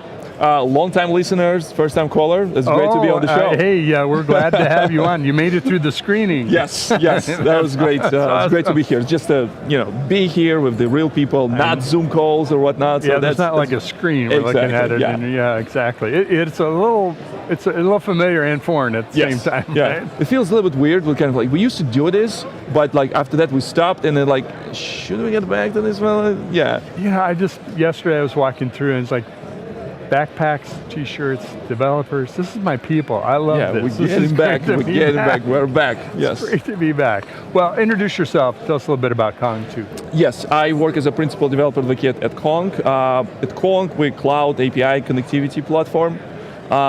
Everything started at Kong as an API gateway, and Kong right now is roughly 32,000 stars on GitHub. It's a pretty popular API gateway in the world, also open source. And we're starting to exploring different aspects of the API connectivity and how we can help developers to build their apps and move their apps to production. And for the last couple years, we spent a lot of time on contributing to Kuma, which is a CNCF open source service mesh project. And also we have developer tools. Insomnia, it's one of the tools that developers like to use for testing their APIs, like REST, gRPC, GraphQL, what have you. So and I like to just talk to people and try to help them to understand how they can solve the problems with our tools. Things around in service meshes, sometimes people think, I'm so confused, what is that? What's the difference between the API gateway and the service mesh? How are they similar? So that's my type of conversation that I have. I was going to ask you that, if you would talk a little bit about that. I mean, I think we can envision the API gateway and how that might function and what that does for discovery and that kind of thing. How does that fit with service mesh? What's the connection there? So I think the example no pun intended, but yeah. That's a good one. I think the example that I usually like to tell people depends on where you're coming from. So if people more or less familiar with the API gateway or the idea of gateway as a enterprise integration pattern, like awesome book in the past, learn different patterns, how you can build the apps, and API gateway implementation. Gateway pattern is something that sits in between your consumers of your API and your API servers, and does some of the things that you didn't put into logic of your service for some reasons. API gateways provides the ways how you can encrypt traffic, provided things around traffic shaping, rate limiting, caching, and all this type of stuff. Authentication, access control. Yeah. I like to compare this to, you go into a bar and there's a bouncer that's meeting you, and basically it can be this bouncer, and you can show him this ID and saying that, hey, I'm kind of want to go inside, and it validates this. Even though your barman that sits, bartender, sits inside the bar, don't need to check the ID for everyone. So because it was checked on the gateway level, it means that you admit it and you're good to go. Mm-hmm. So once you get into the party during this thing, this is where you kind of joining by someone that introduces you to the crowd. And this is where you kind of joining the part of the mesh, and you getting this first bootstrap configuration information about the topology. What are the services? There is the Gary, he is our order service. This is the Steve, he's our the email service. And you get this information already inside this kind of party. And after that you just say, okay, so now I need to send the order, so I will call the Gary, and after that Gary will probably call the Steve to send emails to our user. So that's kind of the idea where you have someone that sits in front of your traffic. It's a gateway, and the service mesh helps you to do discovery, gives you our communication secure because you're already inside and you can go freely talk to everyone, because inside there no one else will be able to get in. So you have this secured communication using MTLS. Well, and also, it's a great analogy, also that service mesh is constantly changing too. Yep. I mean, Gary, the order taker service, might be split. You might have new functionality that gets either in that service or pulled off into another one. And you don't want to have to go find out about those changes the hard way, right? Yeah. You want to be able to have a place to go where your apps know, okay, that's the API that I use, or that API is now here, and I don't need to know that it's a different service, right? I'm still talking to it, that kind of thing. Well, there's a great vibe here. I think everybody's happy to be back together and be talking software. What's your sense of the vibe? I mean, what kind of cool things are happening? So the cool things are happening, just like things are happening. That's the most cooler thing that actually happened. But from perspective of the community that I'm close to, like we did before KubeCon started, I was a part of Service Mesh Con. I was helping with creating the program. I was a part of the program committee to help pick up some of the good talks, and that would be interesting and innovative talks from the different vendors and contributors from different open source projects to talk about the service mesh technology in general and maybe some of the specifics. It looks like this year there's a lot of conversation about how we can make service mesh more accessible for users, and different the vendors and different people have opinions about what components of the service mesh needs to be simplified. There's good talks around the core of most known service meshes, like this kind of a sidecar container that built on top of Envoy project. And one of the announcements that happened during the, literally on the day of the Service Mesh Con, is that Envoy community announced that they also will be providing a gateway API support. So Kubernetes Special Network Interest Group, Network Special Interest Group, working on designing this standard gateway API for Kubernetes that will allow to kind of like define things more granularly versus ingress. And now the two CNCF projects, Contour and Emissary, they will be joining forces, and they will be joining as a one, they're merging, and they will be joining as a kind of like a Envoy gateway. That's exciting news because like with Kong, where kind of our gateway story was bread and butter, we were working together with this special interest group to shape the standard, but also we implemented this on the Kong side of things and on Kuma side of things as well. So we already implemented the Envoy-based gateways, and we implemented Kong-based gateways as well. So that's exciting things, and it looks like we were doing a lot of, and we're happy to join the movement and the help to contribute to those projects, and it's a pretty exciting future. I hope next year I will be sitting here and talking about like how this project was successful, and like adoption of Gateway API was quite broad, and like people like to use it. I can see why you'd be happy. Yeah, exactly. It is. There's definitely a momentum increase around open source projects collaborating. Yep. Coming together, becoming one, or whatever it might be. Where there's open telemetry, on the observability side is a real successful It's very one. much similar that happened between the open, it was like open census, and it was open tracing. Yeah. And they joined forces, and now we have an open telemetry. And I think that's happening. We're seeing more and more of that, as opposed to, there's some competing ideas too, but then there's also people realize there's a lot of commonality, and they'll come together and collaborate. And so it's just, we've kind of reaching a new level of collaboration through open source. Still a trust in the humanity, and at least as a like a technology part of the world, we can, instead of fighting against some of the disagreements, like I don't know, like tabs versus spaces, we can have support both, and unless you have a strong opinion about this, so or like Vim versus Emacs or this type of stuff. Can't let it turn into the standards war.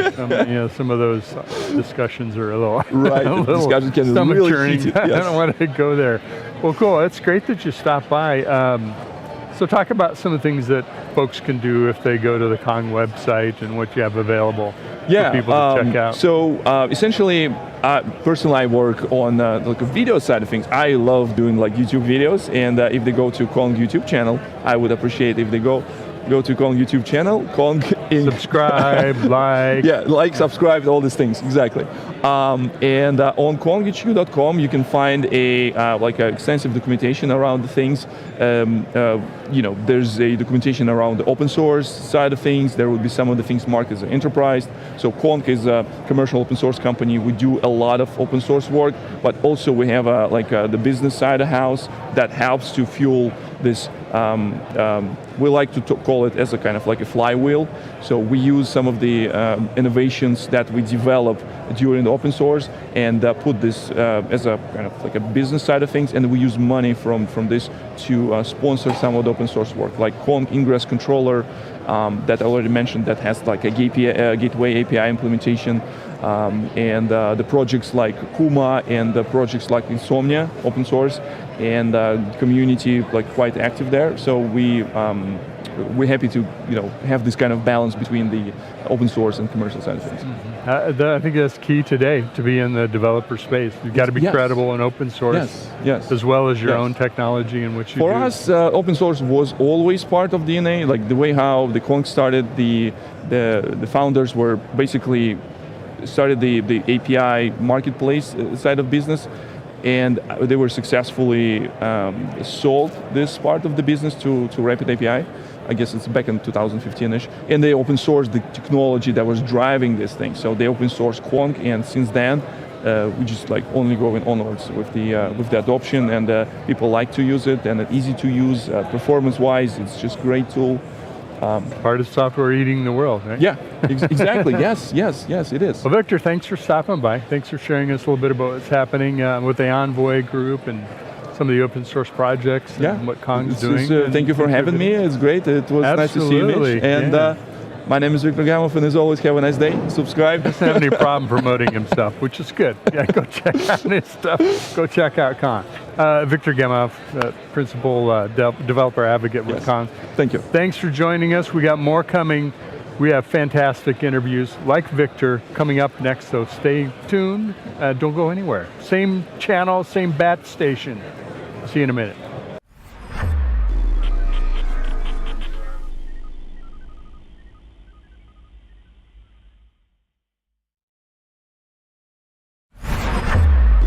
This is Techstrong TV. Well, the great pleasure of being joined by Max Louis. Max is co-founder and CEO of PingCap. Welcome, Max. Hi, Mitch. Good to see you. Good to see you. Thanks for joining us. So we're going to talk about data and database, one of my favorite topics. Before we do that, would you introduce yourself, tell us a little bit about you, and also tell us a little bit about PingCap? Well, thanks for having me. I'm Max Liu, CEO and co-founder of PingCap, and our product is TiDB, T-I-D-B, which is an open source distributed database. I'm a software engineer for more than 15 years, and I still enjoy coding.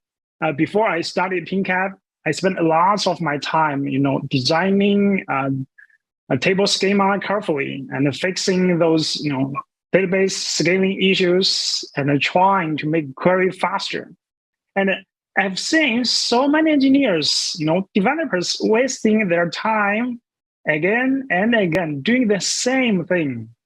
So we started the TiDB project to build a dream database, for engineers to handle scalability and, from terabytes of data to, petabytes of data, to let developers focus on SQL and SQL, and for their business logic, so they can enjoy, sleep, so you can get more sleep, and you can still keep your hair, not like me, right?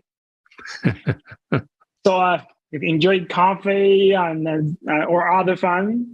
So and also many people found that our company name is interesting. PingCap is actually composed by two parts, Ping and Cap. So Cap is the CAP theorem, standings for consistency, availability, and partition tolerance. It's like a ideal case for a distributed database, right? So ping is just the network command while you're trying to, connecting to anything, you will ping it, right? Mm-hmm. So I love this theorem so much. And we want to keep as close as possible approaching CAP. So here is where we use the name PingCap. Here is where the name came from. Makes total sense. Yeah, it's quite technical, right? Well, it carries meaning, and that's one of the great things. And I can sense already about your story, Max, is it's great to talk to fellow entrepreneurs who, it's one thing you would say, oh, that's a great idea, let's go build a product for that. It's another thing when you've experienced that challenge, you've lived this problem, you've spent maybe many hours, maybe many years, right? Kind of being a developer, but trying to be a DBA and a developer and a data analyst and a data designer, but you're not really, you're a developer, right? You don't want all the hassles of all those other jobs. So how do you make it easier? How do you make it better for people? Which sounds like what you've tackled, what you've done with PingCap and with TiDB. Am I on path here? Yeah, it's not easy. Well, let's talk about the database market in general. And as mentioned to you earlier, I started doing database work long ago. It's not a new topic by any stretch. And of course, there's a lot of database products in the market. So what's unique and different about TiDB, and PingCap? Yeah. And that helps you stand out. So why would the developer say, oh, that's what I want? I'd like to use TiDB because that does these things for me. Well, that depends on the values you provide for your customers or developers, right? So, there are many key values that PingCap brings to our customers, users, and a wide range of the community, and of course through open source. So, first of all, we are open source believers. Open source is the core philosophy of PingCap. So which is always leading the way of TiDB's development. So besides TiDB, we also contribute a lot to the community. We have donated 2 open source projects to CNCF.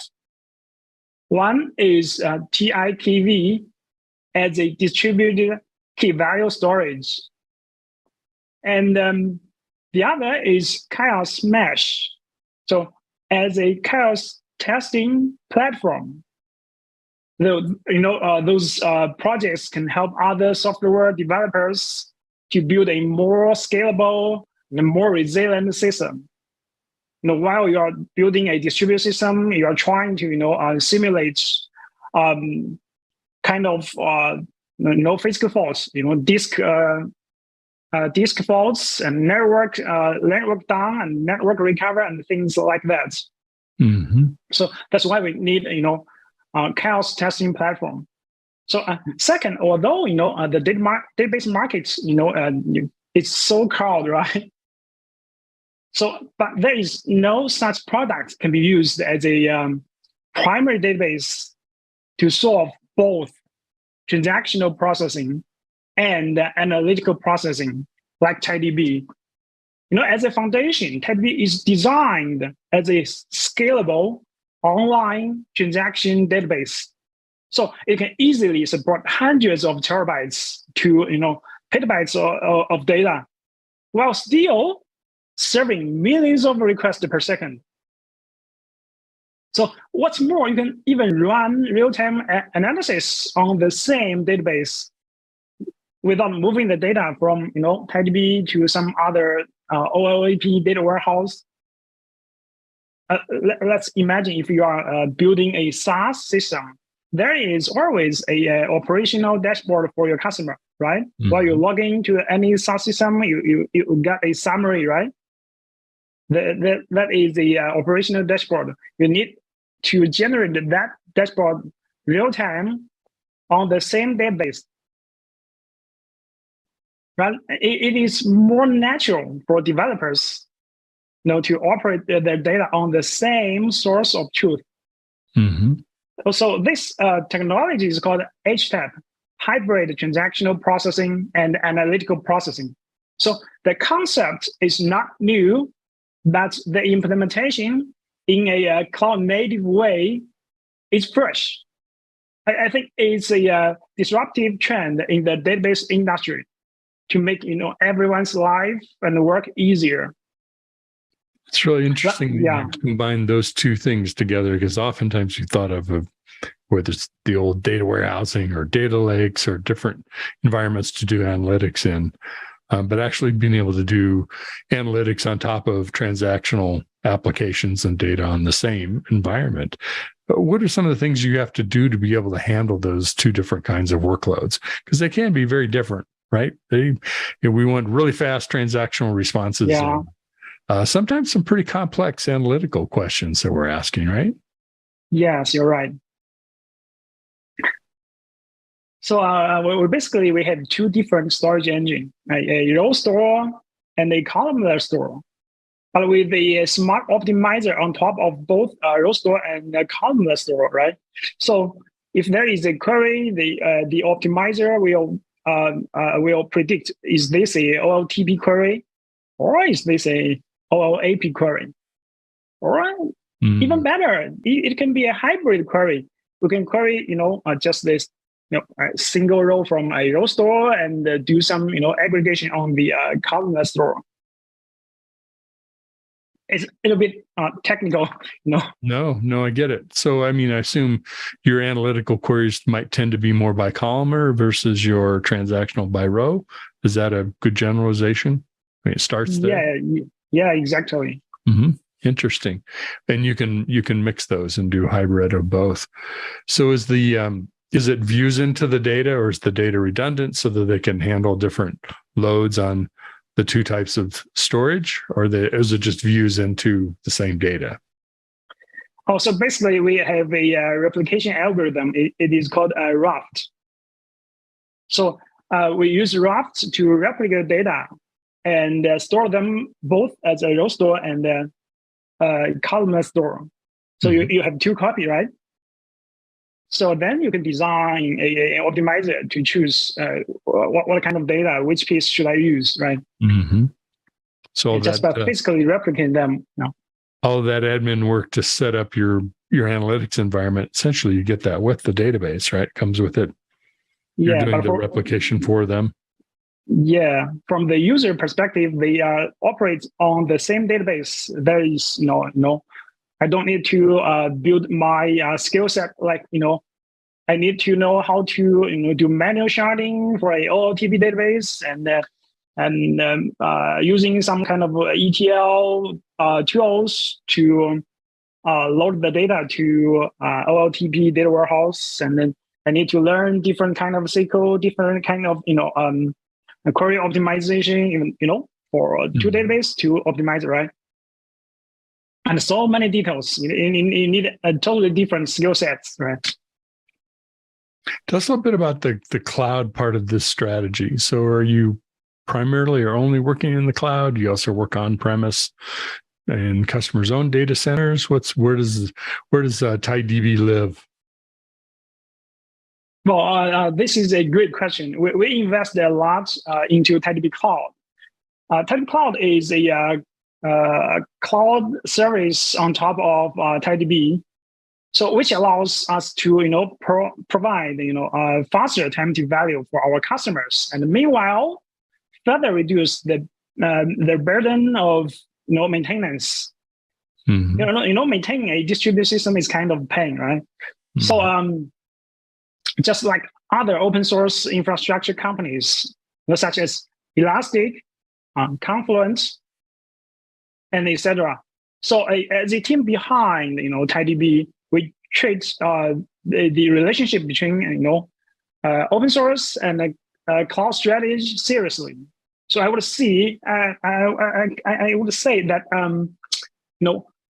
PingCap will ensure the core components of TiDB 100% open source, and without any functional loss in all versions. This is not just on the mouth. We actually achieve this by three actions. First, we build an active open source community. TiDB is backed by more than 800 contributors across multiple countries and industries. I actually built a demo on top of TiDB Cloud, which is called ossinsight.io. So everyone can easily check any open source GitHub repositories with details of stars, contributions, commits, and you can even compare it to different projects, and so on and so forth. And for the demo itself, it is open source too. As I mentioned, we are in open source believers, right? So and at the second, we make sure TidyB is environment agnostic. So the goal of TidyB is to achieve consistent user experience and a multiple deployment form. So basically, you can deploy TidyB, anywhere in public cloud, in private cloud, in VMs, containers, and the bare metal. So third, I think this is the most important one. TidyB is designed as an open system, so we keep investing the integration with different other data ecosystems, such as Kafka, Flink, Spark, Snowflake, Datadog, and so on. So this openness and capability are also brought to our cloud service as well. Very interesting.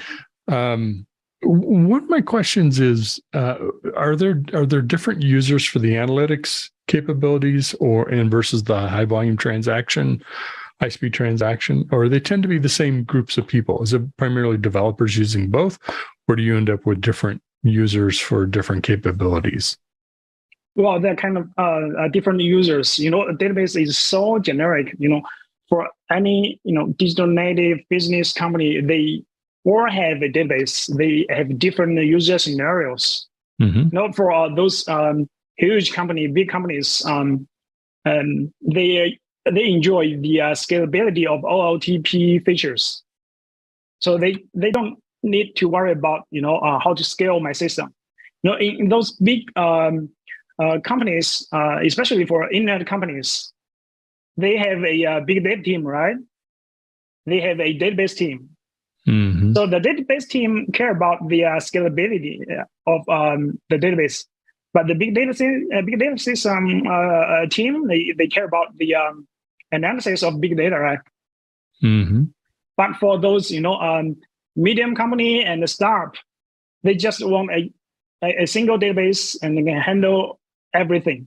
So I don't need to hire more engineers. I have no resource for those small companies, right? A medium company. I have no resource to hire to build two different large team for OLTP database and for big data, right?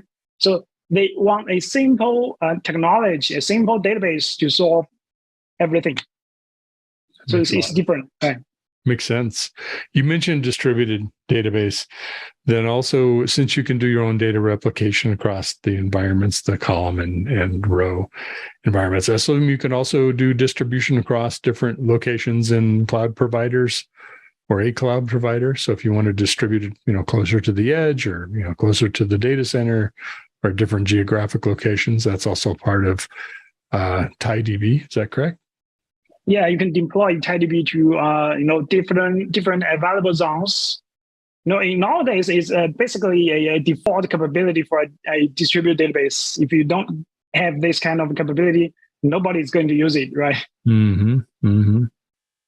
So, but for edge functions, edge scenarios, currently we don't have the ability to support that. It's just everything on cloud or deployed by yourself.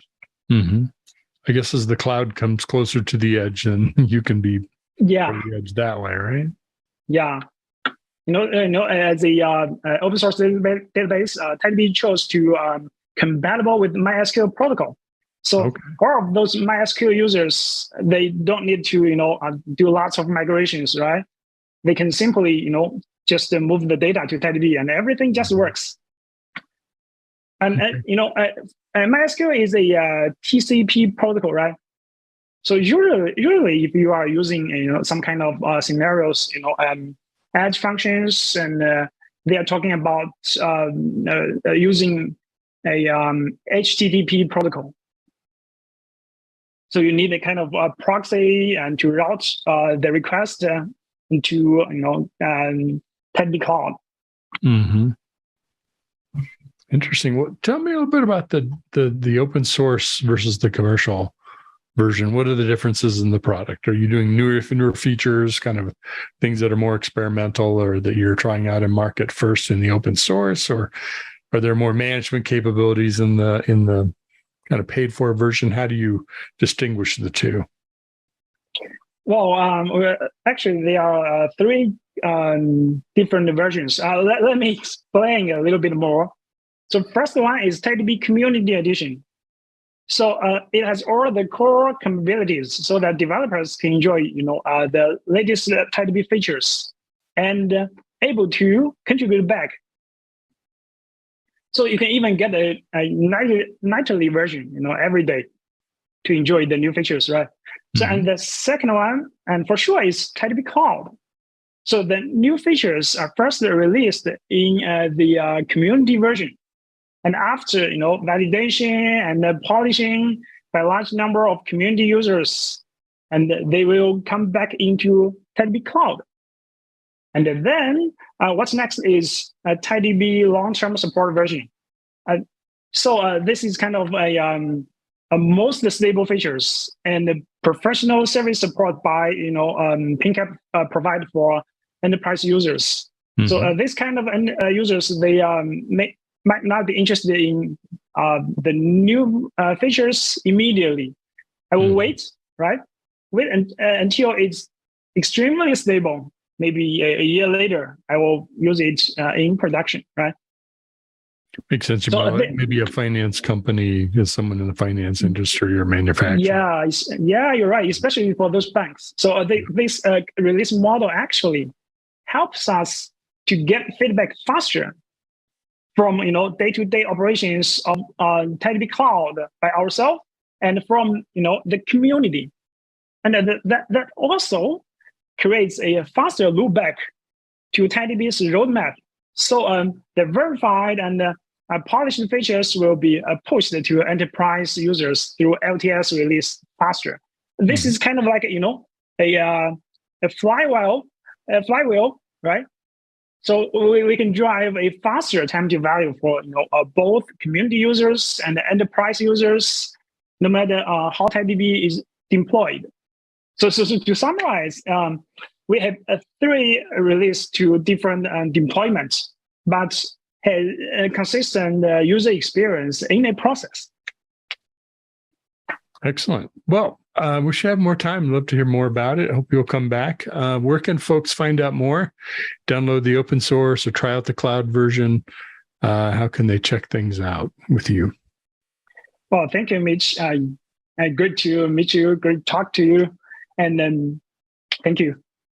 You bet. And so folks can go to what? pingcap.com. Is that correct? Your website? Oh, one thing. So I'm very excited to share that we will host the very first HTAP Summit on November 1st. Oh, okay. Yes. Uh-huh. Yeah, in Mountain View Bay Area.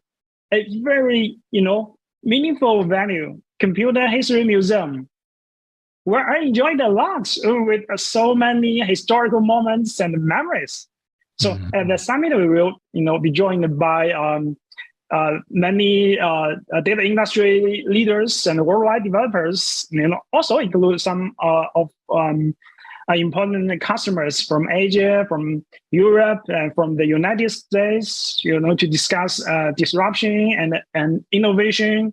And of course, all of you are more than welcome to check pingcap.com on the HTAP Summit page. And I do look forward, to connecting all of you in November. Mm-hmm. Well, excellent. I hope you have a great conference on the 1st of November. And folks can thank you very much. Out, as well as head over to PingCap and check out TidyB. Thanks again, Max. We appreciate you being with us. Max Louis, who is co-founder and CEO of PingCap. Thanks again, Max. Thanks, Mitch.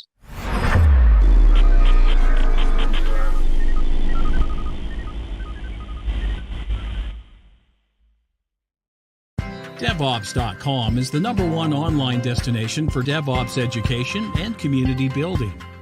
DevOps.com covers all aspects of DevOps, including DevOps best practices and tools, DevOps culture, DevSecOps, business impact, continuous testing, continuous delivery, and more. DevOps.com has the largest collection of original DevOps content, featuring breaking news, blog posts, podcasts, and more. Visit www.devops.com to learn more.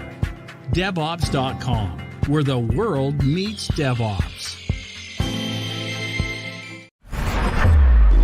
This is Techstrong TV. Hey guys, thanks for the throw. We're here with Wayne Jackson, who's the CEO for Sonatype, and we're also joined by Brian Fox, who's their CTO. Wayne, welcome to the show. My pleasure. Great to be here. Brian? Yeah, thanks for having us. Our pleasure. So you guys just passed the $100 million annual revenue mark, so that's a congratulations to you folks. The question I would start out with, Wayne, is, we talk about DevSecOps and security software more now than ever.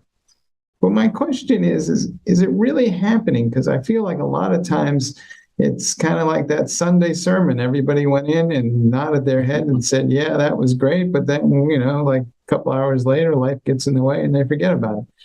So, is it real? And what are you seeing in people do well?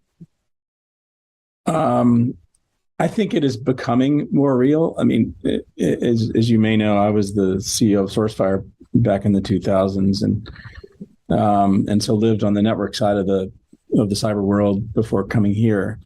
I think there are still way too many AppSec functions that live in a crusty old silo where they're scanning things after the fact and passing reports over some fence and hoping that behaviors change.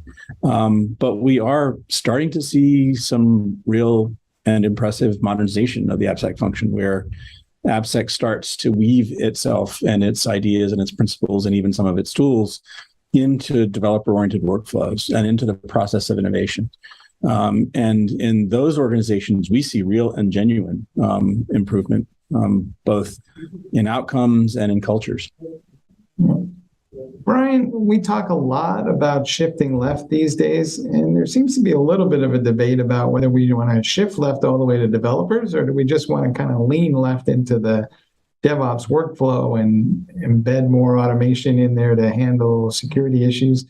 What is the right approach? Do we need to push this all the way to the developers who seem to resist sometimes, or do we need to embed it into the DevOps workflow, or maybe a little bit of all the above?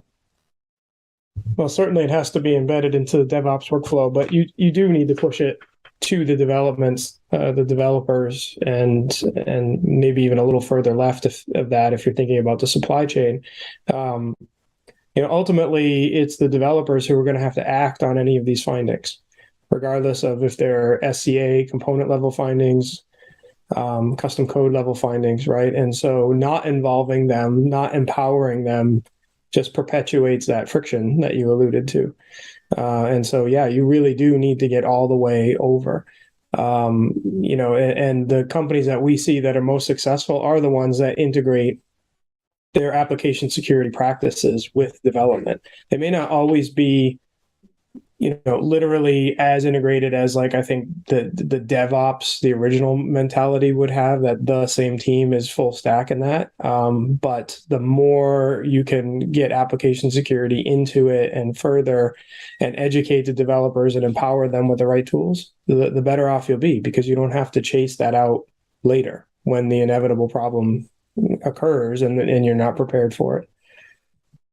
Wayne, we've seen a lot of high-profile breaches in the last year. The Biden administration has issued an executive order for federal agencies. Is all this coming to a head? Do you think enterprises are following suit and are also going to be reviewing their software supply chains more aggressively as a result? I mean, I think maybe this is the year of evaluation, and maybe next year is the year of doing, because ultimately people need budget to drive this, right? I think the tide really started to turn with Equifax back in 2017. I think that was the sort of the watershed event where not only was there a high-profile breach, but senior-level executives lost their jobs. So we saw a meaningful shift in our business, and in lots of ways that are measurable in accounting terms, like time in procurement stage and that sort of thing. Yes, the White House's guidance has brought a lot of attention to it. Obviously, Log4j was a watershed event, probably more significant than Equifax. But I think this is, SCA in particular is crossing that sort of chasm of being a must-have part of the portfolio. The thing that I think is interesting, and Brian can touch on this, is that we're also seeing a shift in how at least the black hats are thinking about software supply chains and software supply chain vulnerability. It's not just about whether a 0-day disclosure and the existence of Log4j is something that represents an attack vector. It's the notion of actually creating attack vectors by malicious commits and other techniques like typo squatting. So I think this is really kind of early days in the way that we think about software supply chain integrity. How smart are the bad guys getting, Brian? Because if I look at the number of exploits, most of them seem to be known vulnerabilities that we've known about for the better part of a decade. And I wonder if the bad guys are saying, why should we work so hard when we can just exploit what we already have? And maybe what's the point in going all the effort to track down a 0-day vulnerability when it's already pretty easy for them to do what they need to do already? That blind spot is one that I think a lot of the industry shares. It's one that I've been trying to shine a light on, frankly, since 2017. In 2017, we saw the first of what are really the open source supply chain attacks. And interestingly, some of those early attacks were focused on open source publishers. The malware that was introduced was not trying to steal credit cards, Social Security, wasn't trying to crypto mine. It was literally trying to steal the password to publish things to the NPM and Python repository. That was a dramatic change in tact and escalation of the significance of this. And we've been talking about it and tracking it year over year. It's been part of our State of the Software Supply Chain reports. It was up 650% last year. And we're up this year another 500% on top of that. And these are intentionally malicious components being injected into the repositories designed to do harm as soon as the developers download them. I find so many people in the industry are completely unaware of this. They're worried about trying to inspect the software before they ship it. To make them safer, which is great. But in a world where your developers accidentally download the wrong component, they get a backdoor, that's completely invisible to most of the application security portfolio. And I like to use analogies. I think there's one that's relevant for this. If you think back to the 90s when browsers were inherently vulnerable, just going to a malicious website was enough to get you attacked. And the reason why they were successful for a long time was they relied on the behavior of people saying, they go to the website and they go, whoops, this isn't the website I meant to be at. They hit the back button, go to the right one, and never give two thoughts about the fact that they might have just been backdoored. Well, that's precisely what's happening right now. Developers can potentially download the wrong thing because the malicious component has an underscore where the legitimate one has a dash. It's a very simple thing to confuse. And they get backdoored. These components today are not even trying to pretend to be the legitimate component. They're not going to compile. They're not going to run the test. They fail almost immediately. And they're relying on that naive behavior of the developer saying, whoops, that's not the one I meant to have. Let me go get the official one. Then they carry on. Then they check that code in. So an application security program designed to look even as early as the continuous integration phase probably never sees that attack because it never got checked in, right? In the meantime, the developer machine might have been compromised, keys stolen, all these types of things. And in fact, earlier this week, we found more that we disclosed in Python that were, again, trying to steal developer credentials, right? So the attacks are actually quite sophisticated. Some of them have been multi-month efforts of social engineering to get into the right place. I just think the public is still woefully unprepared for, the old boring things like Log4j, which was in fact just a bug latent for a long time. And that's the sad state, that if you're not able to deal with that, you have no chance of dealing with the malware situation that's happening right now.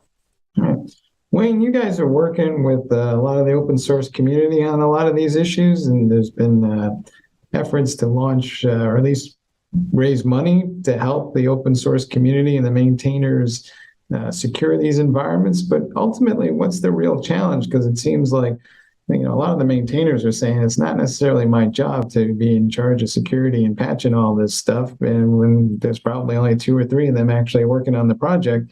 So how do we kind of make open source software safe? I'm not sure you can make any software safe. I think vendors like us can certainly provide tools and assistance and support for free to those interested in leveraging them, which we do and have for years. I think raising awareness about the importance of hygiene as a project quality objective is another one of those cultural things that open source committers and maintainers need to embrace. And I think we need to get better at helping folks pick better projects. For any given piece of functionality, there are dozens and often hundreds of similar looking open source projects, and helping developers and organizations make more thoughtful choices about which projects to use, I think is another one of those really important objectives that we all should have. We talk and have been talking here a lot about security, but ultimately what organizations are trying to get from open source is better innovation, faster innovation, leveraging other people's IP,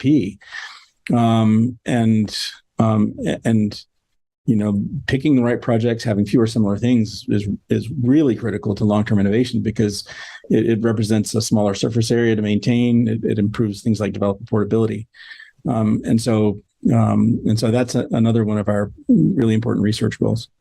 Yeah, I'd love to dovetail onto that if I can.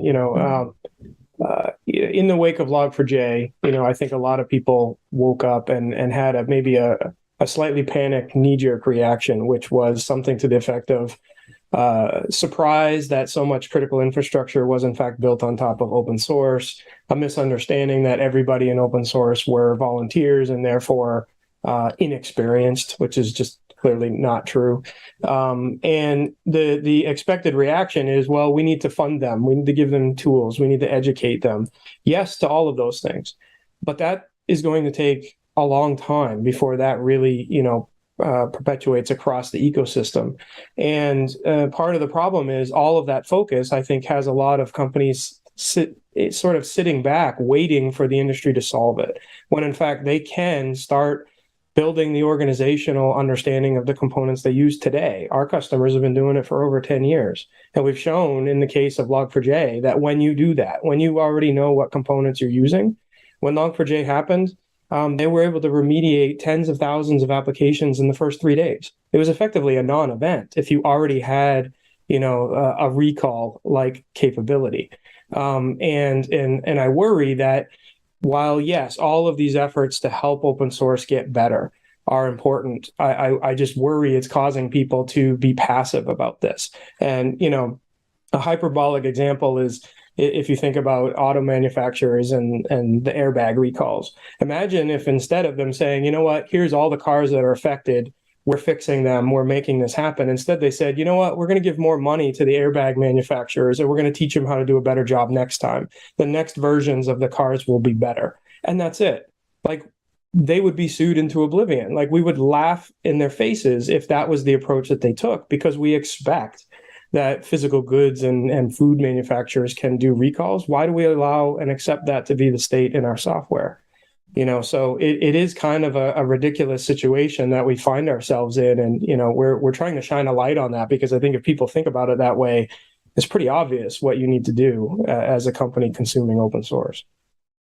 Brian, speaking of obvious things, we give people tools sometimes, but even when we give them the tools, they don't always use them. And you'll hear people complain that it takes too long for the analysis to run, or the scan takes too long, and then they don't do it, and then by the time they do get around to it, the code base is huge and it takes even longer. So how do we kind of put this in a way that the developers will either actually do it themselves, or is there some way to automate it on their behalf? But can we get to some sort of workflow that they resist less? Yeah, I think it's all of those things. There are workflows. You need to use tools that are designed for the way modern software development works. Tools that take 24 hours to do a scan and produce a book of findings are not modern, right? Tools that will produce the right effect are integrated, like we talked about before, further left into the development infrastructure, in pull requests, for example. That's some of the stuff that we do. We find that when findings, whether it's code quality or security or even SCA dependency problems, are introduced in the pull request, when the developer is in the mode of collecting feedback, usually from their peers, but why not from automation, it's 70% more likely to be fixed, right, in that moment, because they're in that motion of, I'm working on this, I'm looking at how to make it better. It's no different if a tool tells them to do that versus their trusted peer, right? They're going to fix it before it gets merged. And so, you need to be looking at tools from all different dimensions that are really focused on that aspect of it, because that's the way to get things fixed. You don't show up later with a book of things and tell developers all the things they got wrong. There you go. Wayne, it also seems to me that there's something wrong with the way we go about budgeting for application security. The developers somehow think that the security team is going to fund that and do something with that. And I think the security team thinks the application developers are going to do that, because from their perspective, they're like, hey, we only have control over the things that we own, such as, network firewalls or whatever. And since we don't own or implement the application security tools, then, that belongs to somebody else's budget. So we need to have an adult conversation about how to fund application security. That's a great point, and I think that there is not a buying center and a budget associated with, especially these modern application security efforts, is a signal of an emerging market. Which you touched on earlier. This isn't a mature market where there is a buyer and there is a budget that's well understood across pretty much every enterprise. That said, the majority of our business is funded by the security budget. There's often a negotiation between the security function and the business units that are leveraging, or that need the leverage of the innovation. We also see in some more progressive organizations the establishment of a DevOps tooling and infrastructure function, especially in organizations that are going through digital transformations. So I think we are trending toward a more well-defined budget and a more well-defined buying center, but my guess is that that's still a fairly long way off. Brian, we hear a lot about AI these days and security. Will AI save us from ourselves someday, or is that just all wishful thinking? It's certainly a powerful way to get to automation. I mean, we've used ML AI techniques to try to identify, to successfully identify some of that early malware that we talked about. We've blocked and reported as of yesterday somewhere north of 88,000 packages in the last year, these intentionally malicious things. And we did that by building models of what is typical for a project, similar to credit card fraud protection, to understand, when a transaction is happening in real time, that it seems uncharacteristic for this project or this person or this type of person. We did do the same thing, and it's been quite successful. And we're looking at other ways to leverage that technology. You see code authoring tools trying to do similar things that are using, AI to learn the most common patterns of code and auto suggest them. So yeah, I think that is going to be, a significant way down the path of of making this better. Much like some of the early safety systems in cars, that are sort of riding shotgun, trying to help, keep you in your lane and brake if you don't. I think that's the equivalent of what we're going to see for the first sets of tools. Beyond that, who knows? Maybe we get to a place where the machines take over and they're writing their own code. But we still have a long ways to go before we're talking about that. Yeah, I would just add to that. The scope and scale of the open source ecosystem is sufficiently vast that I don't think you can accumulate enough knowledge without using AI and ML to even think about solving some of these challenges. I mean, there are literally millions of open source projects and millions of open source committers. And Brian, correct me if I'm wrong, but we're processing something on the order of 21,000 release events a day. And, in order to help an enterprise think about the integrity of their software supply chains, you have to know the interesting attributes of literally every piece of open source and every version of open source that's observable. I mean, so these are just, challenges that defy manual or human curation. Brian, last question. What's that one piece of advice that you would give to people about how best to get started? Or the converse of that is, what's the one thing that makes you shake your head day in and day out? There's a lot of them, but I think I always like to be provocative. I would leave people with the following tabletop. If I told you about a new vulnerability disclosure today, let's say the next Log4j was going to happen tomorrow, do you already have the ability to know exactly where that's used in your applications? Can you tell, in your portfolio anywhere? So many people couldn't even do that. Can you know exactly which applications, and can you track the remediation? And then how would you know or block your developers who made a typo mistake from getting a backdoor dropped on them when they download those components? If you don't have compelling answers to those right now, you need to get started. And you don't need to wait for the open source ecosystem to get better, because as long as the humans are writing the code, mistakes are going to happen. These will always be problems, no matter how much we educate them and how much we fund them. As the consumer, as especially businesses that are consumers of this, you can do something today. So if you can't answer those questions, then you need to get started. All right. Hey, gentlemen, thanks for being on the show and sharing your knowledge and expertise. My pleasure. Our pleasure. Thank you so much. Really appreciate it.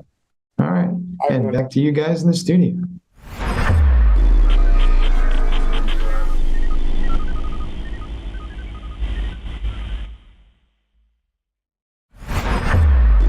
This is Techstrong TV. Hey guys, thanks for the throw. We're here with Tony Jennings, who is CEO for Everything Blockchain. We're going to be talking about how blockchain is going to be used for everything from helping you secure your data to backing up and recovery, and all kinds of new interesting things that are coming down the way as they've filed a couple of patents recently in this whole space. Tony, welcome to the show. Good to be here, Mike. Thanks a lot. Happy Monday. I don't think a lot of people know a lot about your company and what you guys are up to. So maybe kind of walk people through how you're using blockchain to kind of do some things that are outside of the whole cryptocurrency space, but you're using some of the fundamental techniques. Yeah, happy to do that. So I think it's first and foremost, one of the first things we try to emphasize to people to help them understand is that we are not a crypto company.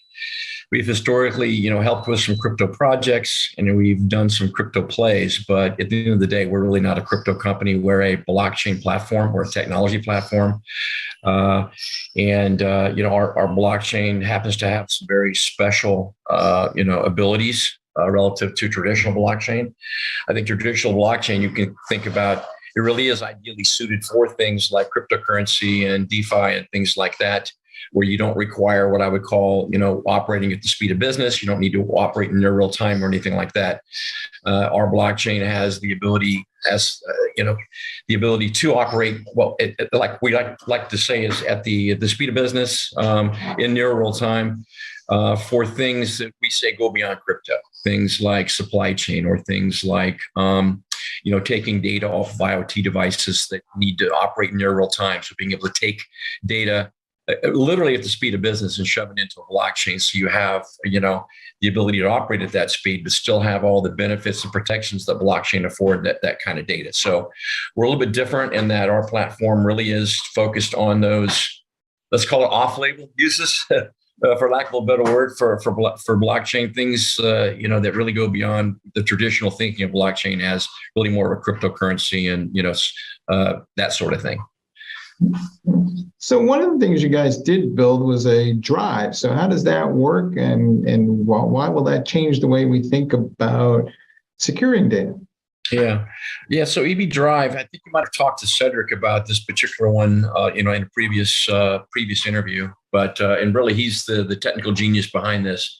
All I can tell you is that because of the way our particular blockchain is architected, it has security built in. It's not a layer that's above or below our blockchain. It's actually built in by design to the blockchain. So, in addition to having the typical protections you get around, transparency, being tamper-proof, things like that with blockchain, we also have zero trust built in.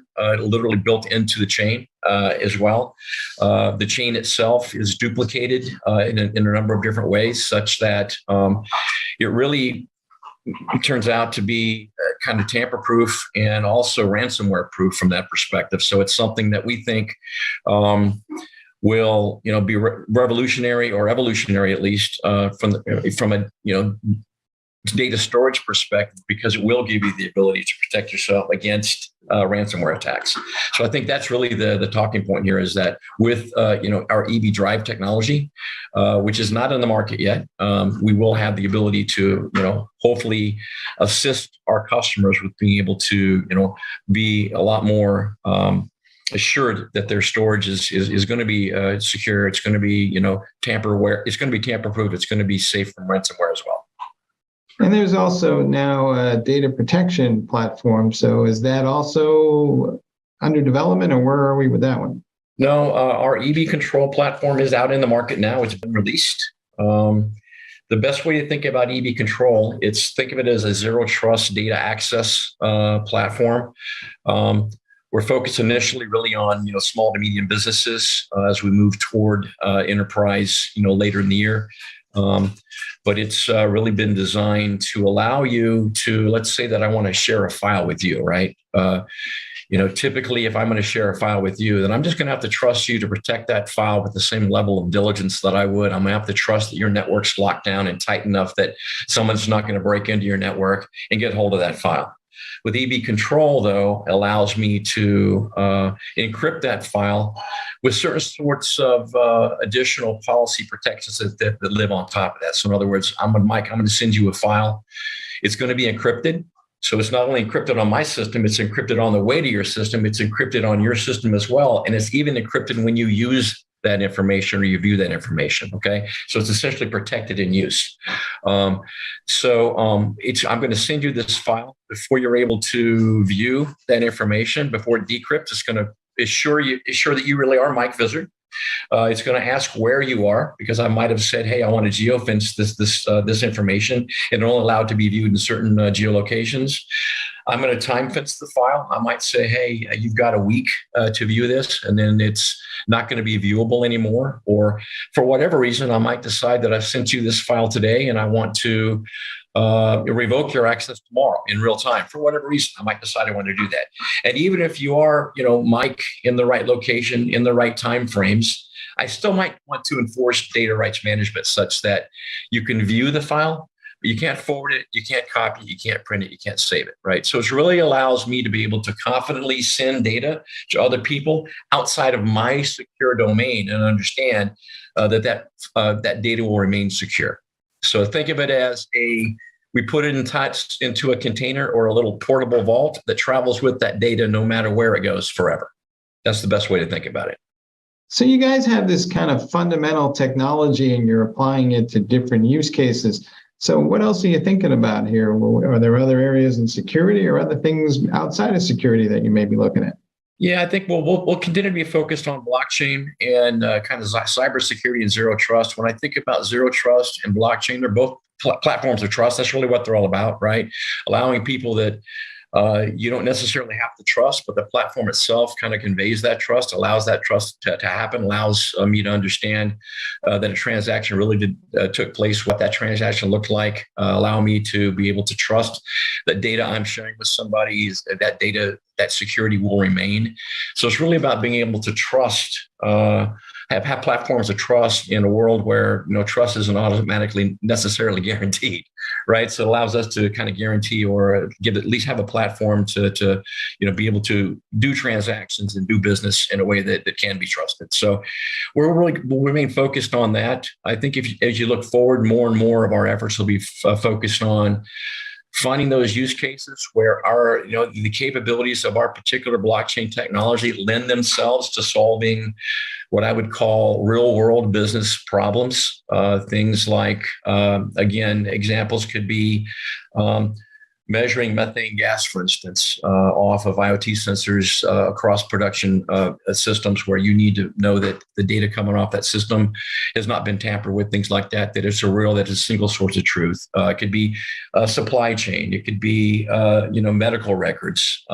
It could be, stock exchanges. There could be a number of areas where you need to have, a very performant, a very resilient type of a blockchain platform, and we'll be looking for those use cases in the business world where that makes sense. What exactly is your blockchain platform, and how is it different from some of the ones that people are more familiar with? Yeah. Typically when you think about blockchain, you're thinking about public blockchain projects where literally anybody can jump on board that platform and do transactions. We're a little bit different in that we are a private blockchain technology. We have a proprietary way of doing arriving at consensus, which happens very, very fast. Again, typically our blockchain can add blocks and query information out literally in sub-millisecond speed, so literally almost in real time. It's also, because of the consensus algorithm we use, it's very green relative to other blockchains that may use proof of work or something like that. So computationally, it's very, very lean relative to typical blockchain solutions. So it's therefore we would like to call it a green solution. So it's very fast, it's very green, it's hyper secure in that, again, we built security into this from day one. The very fact that it's a private blockchain actually also lends to the security as well. But we've essentially, built this from scratch to be very, very secure from the beginning. So what we were looking for is something that was hyper secure, very quick, very green computationally, that we could actually, and very accessible. It's something that essentially you integrate on it with a very SQL-like language, so it's very pluggable. So what we like to think of this as, we believe there's a lot of businesses and potential customers out there who intuitively know that blockchain can help them. They just may not know how to approach solving that problem. How do they get access to a blockchain? How do they use blockchain to solve their problem? So what we think we have is a platform that is approachable, I guess, or accessible is one way to think about it, as well as having these natural, abilities that naturally lend itself to working in those, like I said, real world business environments. That's probably the best way I can describe it at this point. Do you think people are somewhat intimidated by blockchain right now, and they're not quite ready to think about how they're going to apply it? Or are we on the cusp of a shift here where people are going to be saying, hey, what can't we apply blockchain to? Yeah, sure. Well, I think there's a lot of truth to that, Mike. I think it's like encryption. You mentioned encryption, mentioned blockchain. That's typically kind of mathematical gobbledygook to a lot of folks. Obviously, the more it's out there, I think that's shifting a bit. But I still think right now there's not a lot of folks that really understand blockchain to a great degree. I think they understand a lot of the benefits of blockchain, but certainly in terms of really understanding the technology, how they can access that technology, how it can really help solve their problems. I think there's still a lot of work to be done on our end and by the industry to help people understand. At the end of the day, blockchain is really just a database, right? It's all it really is. It just happens to be a database that is tamper-proof and offers a degree of transparency. So when you think about it in those terms, and if you stop thinking about blockchain, the technology, when you stop thinking about things like the encryption and things like that go into it, all the technical complexity, at the end of the day, it's simply just a very simple ledger. It's a simple database, right? What we've been able to do is take the database portion of that and make it much more, akin to, leading edge, modern, database technology that just also happens to, provide data, those blockchain protections. So we've just kind of taken that concept of the database, taken it to the next level. But at the end of the day, we try to help people understand it's really, at the end of the day, just a special type of a database. That's all it really is. All right, you heard it here first, folks. We may be able to get around some of the sins of the past in terms of how we manage data, because we have a new set of database technologies coming down. And the good news is we've seen them before and we know how they work. We're just starting to figure out how to use them differently. Tony, thanks for being on the show. Thanks, I appreciate it. Thanks for having me. All right, back to you guys in the studio.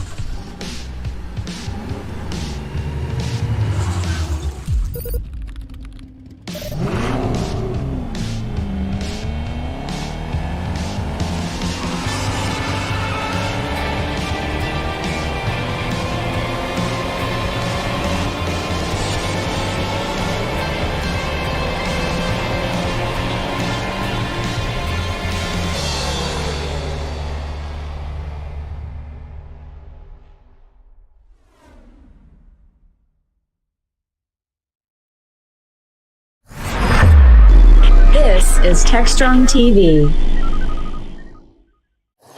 Hey everyone, we're back here live, wrapping up our last day of coverage at RSA. We've just got a few more hours here before we'll shut the lights on this year's broadcast. I'm really happy to be joined by Rajesh Khazanchi. Did I get that close? Absolutely. Thanks, Rajesh. Rajesh is with Color Tokens. They are a company that plays in the zero trust space, and if there's one term that has become the buzzword for RSA 2022, it's zero trust. Yeah. You can't walk out there without seeing zero trust. But interestingly, I've spoken to a lot of people who are not security folks who are here for their first RSA. And they're like, well, what exactly is zero trust? How can all of these companies be doing zero trust? There can't be 500 companies doing it. That's right. Well, zero trust means different things to different people. But Rajesh, before we jump into that, wanted to give you a chance to explain to our audience maybe a little bit about you and a little bit about Color Tokens. Thank you. Thanks for inviting me here, My Alan. pleasure. I'm Rajesh Khazanchi. I'm the CEO and co-founder of Color Tokens, and we've been in the business for about 6+ years. Yep. Started actually around 7 years now, 2015. And the fundamental construct was that if you look at today's world, cloud is becoming your data center. Yes. And if you have networks, essentially, internet is your networks. Yes. Gone are the days like MPLS lines and T1 lines. And thank God. Good riddance. Yes, go ahead. absolutely. And applications have transformed from a monolithic, from physical virtual, from that stage to containerized and the cloud services. So there's a huge transformational change, and people are accessing these applications across the globe. And we felt like compute, network, and storage has made a phenomenal progress, but security has left behind. Security is lagging. And so I would disagree just a little bit. Sure. We've made phenomenal progress in security. I think overall we're much more secure today, believe it or not, than we were, let's say, 5 or 10 years ago. We just haven't made enough progress because these other things have gone so fast. We haven't kept. It's a nice way of putting it, Alan. Yeah. The way I look at it is that security was never a primary focus. It was compute optimization. It was network. It was basically application developments. Yep. But now security is becoming at the center. And if you look at perimeter, it just doesn't exist. It simply doesn't exist. So that's why a new framework has put in place that actually allows us to think about there's a better way to manage your applications, manage your users, manage your data centers or cloud infrastructure, and that is zero trust. And that's essentially the reason why people are following it. It's a different question altogether. Do they understand it completely? And is there any kind of a run book for it? I don't think so there is one. So everybody talks about from their perspective what zero trust is. Zero trust and there's a little, exactly. So fundamental constructs of zero trust, if I look at it, there are three core pillars. One is identity. Identity and access management. Right. And this is not essentially identity of users. People get confused with that. It's identity of system, identity of network, identity of infrastructure, identity of all the elements, devices that come into picture. The second one is segmentation, which is principle in which you will be able to air gap these things. You'll be able to separate one network against another, one application against another, one user against another. And third one is the pillar of access. So you segment these, but then you have users who are accessing these applications. So if you put in these three core principles, I think you're on a path towards zero trust. So for those of you at home who've wondered about zero trust, I haven't heard it explained better than what you just did. Thank you, Elton. Thank you. Excellent. We should just take this 2 or 3 minute clip and use that when you look up zero trust in the dictionary, right? And that explains it well. It's interesting. I've been in security a long time, 25 plus years. And I've also always said that no one ever said security is not important. No one, well, some people have. They have. But, yeah, You're they right. have. But I always said, everyone said it was important, but their arms never reached their pockets. Exactly. And so it was always under-resourced, underfunded, under-prioritized. And we pay the price for it, don't we? So now, as we sit here, it is time for a new. I remember being here at RSA 10 years ago, 12 years ago. Remember the Jericho? Oh yeah. Remember that? We were going to deperimeterize the perimeter, micro perimeters, individual. The perimeters are gone. Completely gone. The fort model is completely gone. You don't have a front door now. No, there's the moat and castle, all of that. That's completely blown away. So it was time for a new framework, and I never thought of as that's what zero trust is taking the place of. And it is. It is. Good stuff right there. So, Ellen, I just want to add a couple of points here. Sure. When we look at the industry in general, and I have been for 25 years building products. I started as an engineer, then actually grew through the ranks, led some products as well. Before this, I was heading the products for VMware. We've gone through this journey. It's not like the difference here is when you look at security, there are elements which are important. The security on the build side, security on the runtime side. So you have a code security, you have application security, you have network security, you have vulnerabilities coming into picture. Then you say, okay, you have basically separations coming into picture. So there's a lot in security. Encryption becomes important part, intrusion prevention, intrusion detection, and everything seems to be important. Then the biggest challenge for CIOs and CISOs is, what do I pick? Well, you know what they say, if everything's important, nothing's important. Yes. Right? So it's important now to understand that there has to be a path in which certain frameworks are picked up. That's why you see Mr. President Joe Biden mandating zero trust, right? And this is now getting it all the way. That's why we actually are getting a lot of recognition, even on the federal side. We are called by the federal agencies. We closed actually an opportunity there because zero trust is becoming very important. It's no more educational stuff. Now the problem comes, how do I go about implementing zero trust? There is no prescriptive rule.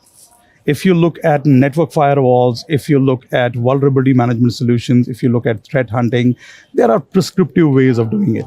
Now, one vendor might actually claim, I do it better than somebody else. So from SIM to EDR to XDR to XDR, or whatever that is. Whatever tomorrow's hot one, so I'm doing it better. But today, when you look at zero trust, there is no prescriptive approach. There is no methodology to it. A stage 1, stage 2, phase 1, phase 2, phase 3. It's important for vendors like us to come together and basically give that prescriptive approach so that customers start actually taking it in smaller chunks and implementing it. Because the biggest concern I hear is we don't know enough about zero trust. Then they pick it like, okay, let me do something with identity, let me do something with segmentation, and let me do something with access control. Where we come into picture, we fundamentally start breaking down this problem in prescribing what needs to be done on the segmentation side. So educate them, especially around their environment. Help them progressively move towards the journey of segmentation. If you provide a segmentation like a flip, 0 or 1, you run into the risk of being disruptive. Yeah. And if your business gets disruptive, it doesn't matter what framework and how good that framework is, you're going to be kicked out. Say, it's not going to go well with the business leaders. So we provide a non-disruptive zero trust segmentation across any type of an application. Be it a data center application where you run these legacy servers or Windows systems or Linux servers, or be it a containerized platform, it's Kubernetes platform, either in the cloud or in the data center, or applications like that are completely born on cloud. Your RD S3 is completely cloud native. And we are a single platform that delivers it. It's a SaaS platform across any type of an applications. Love it. Excellent. So Rajesh, I know you guys recently announced was a cloud product. Yes, absolutely. Tell us a little about that. So what we realized that essentially in data centers, there are a lot of tools already available. Some of them are actually on the NAC, network security. So there is a prescriptive way of actually handling security. But when you take to cloud, people are not even following 101s of security. So we felt that there's a need to actually help them into a fundamental constructs of misconfigurations, vulnerabilities, exploits, and take them towards that path of zero trust. So we released a product which is completely agentless. So all you have to do is basically, if you have a user account in Amazon or Google or Azure, we plug it in. In 15 minutes, you'll be able to see all your vulnerabilities, all your misconfigurations. And that is the start of the journey. Because first you need to handle, why is it connected to certain particular ports? Why is it connected to internet? What kind of an exploits you're having? What kind of vulnerabilities do you have? So those are 101 of the security solutions. That's why you see cybersecurity, cloud security becoming a very big buzzword in the world, and people are having enormous amount of conversations around it. Because you have to do these 101s of security before you take the path towards before you run. Yeah. Rajesh, excellent. People who want to find out more about color tokens, what's the website? I would just say go to www.colortokens.com and we'll be happy to serve you. And tokens, by the way, is TOKENS, so it's colortokens.com. Hey, I want to thank you for coming on here, man. This has been amazing. Thank you, Alan. I always love discovering new companies at RSA, but what I don't love is I don't talk to you again till the next RSA. So do keep in touch with us. We do Techstrong TV 3 days a week. As new stuff comes, the market continues to mature. Come on here and keep us posted. We'll love to do that. Thank you. All right. Thank you. Thank you. Color Tokens here from RSA. We are live, wrapping up our day 4 coverage. We have a few more interviews. I actually might be stepping out. I've got some great folks coming in to host, and maybe the one and only Mark Miller. We'll be right back. Take a break here and stay tuned.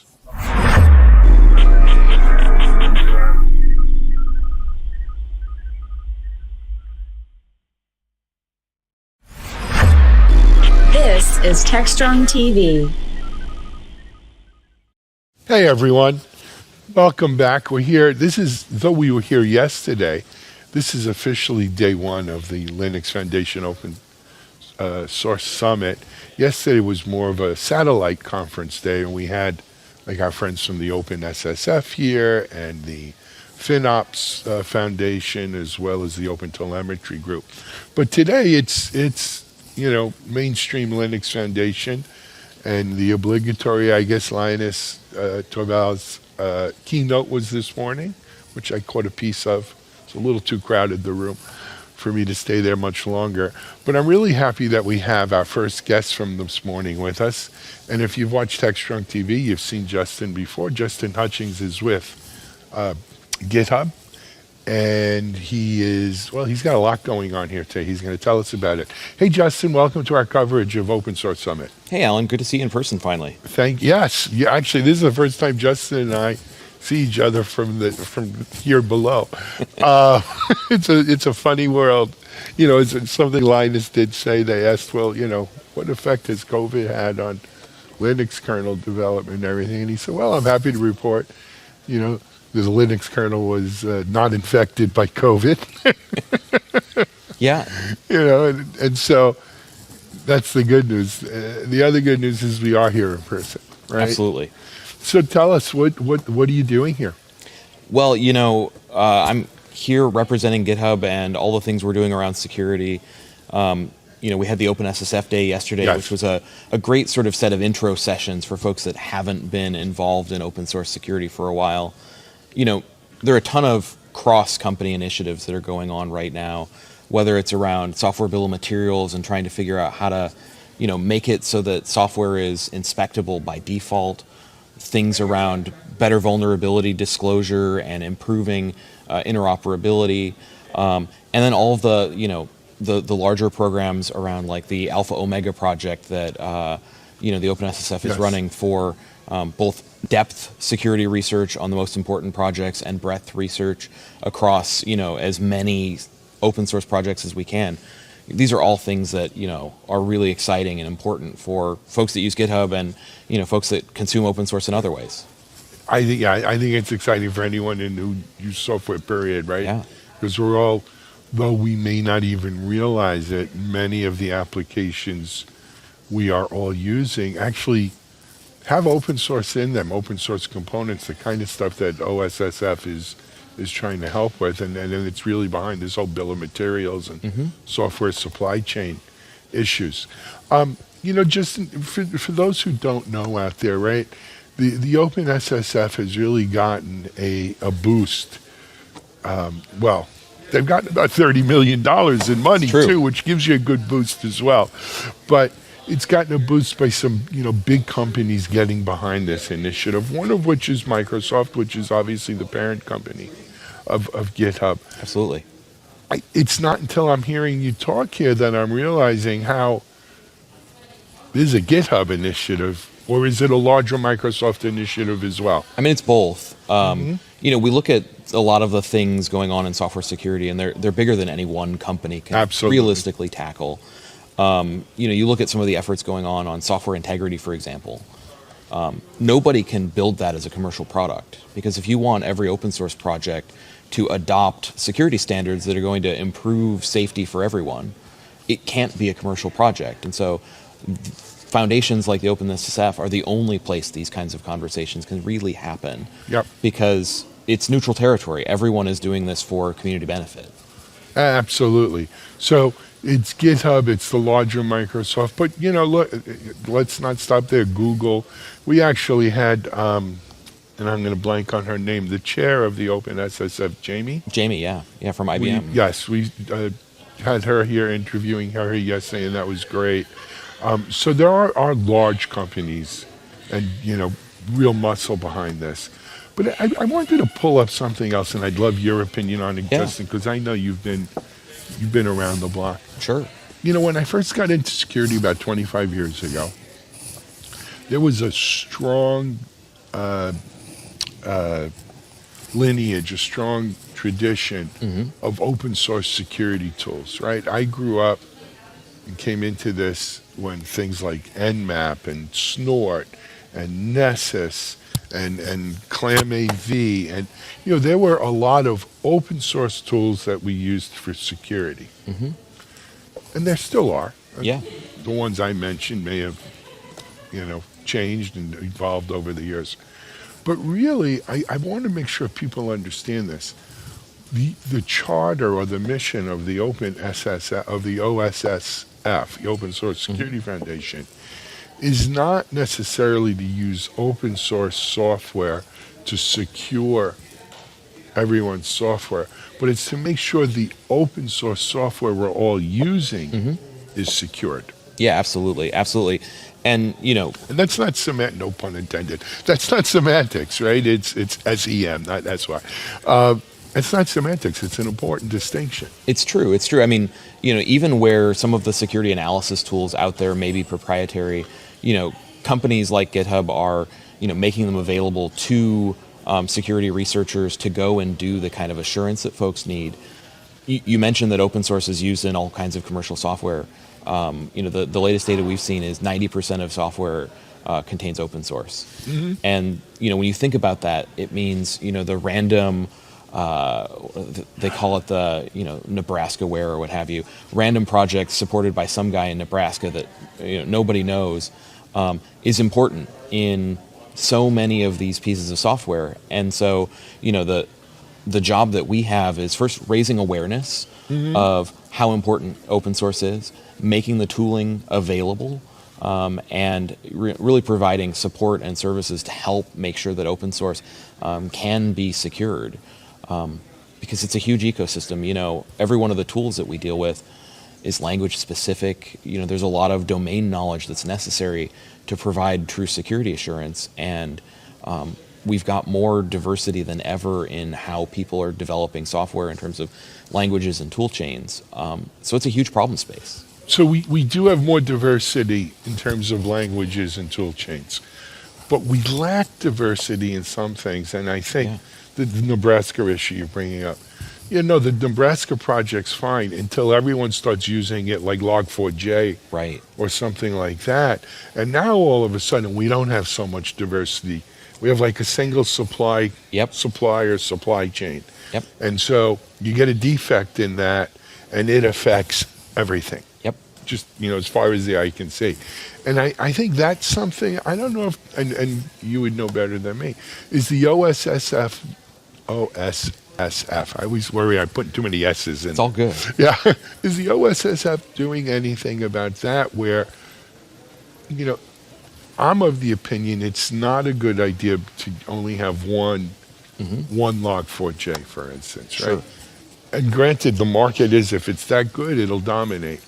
Yeah. But I mean, there's a project that we've got in one of our working groups, which is a critical software project, which is identifying the pieces of software that everybody is using and trying to make sure that they have a sustainable funding model, maintainership model. That's great. And support. Because it turns out a lot of these things, even when they're part of foundations, they're not. Have a very small, yeah. Exactly. We There's talk sometimes 10 core contributors and that's it. Yeah, we talk sometimes 98%. kind of grimly about like a bus number, right? If somebody stepped out into traffic and got hit by a bus, would anyone be there to keep that critical piece of open source around? And the sad answer is too many projects. It's a bus number of one. Absolutely. Yeah. Just want to clarify, when you say our group, are you talking about GitHub or are you talking about OSSF? Both. Yeah, we're all really concerned about these problems because, when we have a project that becomes unmaintained that a lot of people are using, the security researchers don't have anyone to contact to get patches. Yeah. And so things start to fall apart where you could potentially have someone trying to do a coordinated disclosure, waiting 90 days, hearing nothing, and then having to just disclose a 0 day on people because there's no patch available. And that is a worst case outcome for everybody. That's the nightmare. I mean, and truthfully, that's one of the, it's actually one of the advantages of a project being accepted into Linux Foundation, right? Yeah. We've spoken many times on the show. We have sandbox and incubation, and eventually you got graduated projects. But, what moves a project through the various stages is that stability to eliminate the one, as you mentioned, the bus problem, right? How many maintainers are there? How many core contributors are there? How big is the community? Is it self-sufficient? Yeah. Or, and that's a big change from, again, when I came up where, so I would say most of my career has been spent on what I call the big brother open source period, where, look, most projects had one sponsor, owner, manager, whatever. Yeah. And they were responsible for the direction of the project as well as most of the code. And when they orphaned it, it was orphaned. And I would say that's one of the things that, I really look for when we're picking projects that we want to engage in is whether they have a sustainable governance model. Because when you have one that's a sponsor-led project where, it's very clear who makes the decisions in this project and how their incentive model works, I really appreciate organizations like the LF and the OpenSSF putting in place open governance models where when multiple vendors want to collaborate on a solution, we've got a place where we're all equals. We can all come to the table and bring our ideas and get the job done. Because when you have those projects where it's really unbalanced, there is no guarantee that every stakeholder can get what they need to done through that project. Or that one stakeholder doesn't abuse it for their own personal gain. Yeah. Right? Which is really, and that's one of the beauties of the whole foundational. It's not just Linux Foundation. There are others, right? Other foundations, but it's changed the game.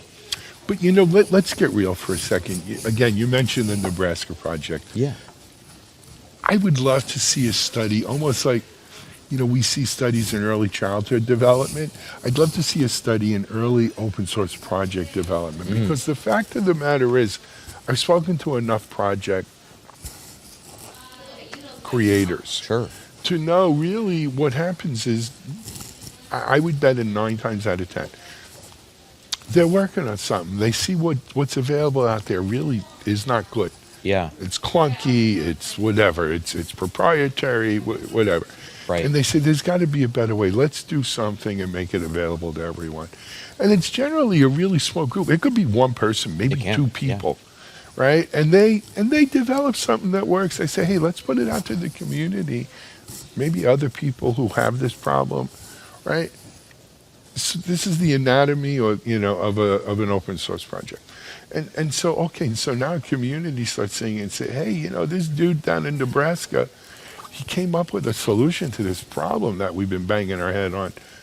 We should use that. And then, we used it, we made an improvement, we should contribute it back. I mean, literally, like from little pebbles, giant boulders, Absolutely. This is how this works. So where on this timeline, Justin, do you say, okay, hey, it's time for some open governance stuff here?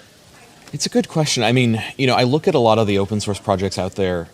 I liken the way that open source projects become successful to being like a viral TikTok, right? You weren't planning on 1 million people using your software. Absolutely You didn't not. expect that Google or Microsoft or one of these big firms was going to take it and run with it. But it happens. The algorithm, you struck lightning, whatever the case may be.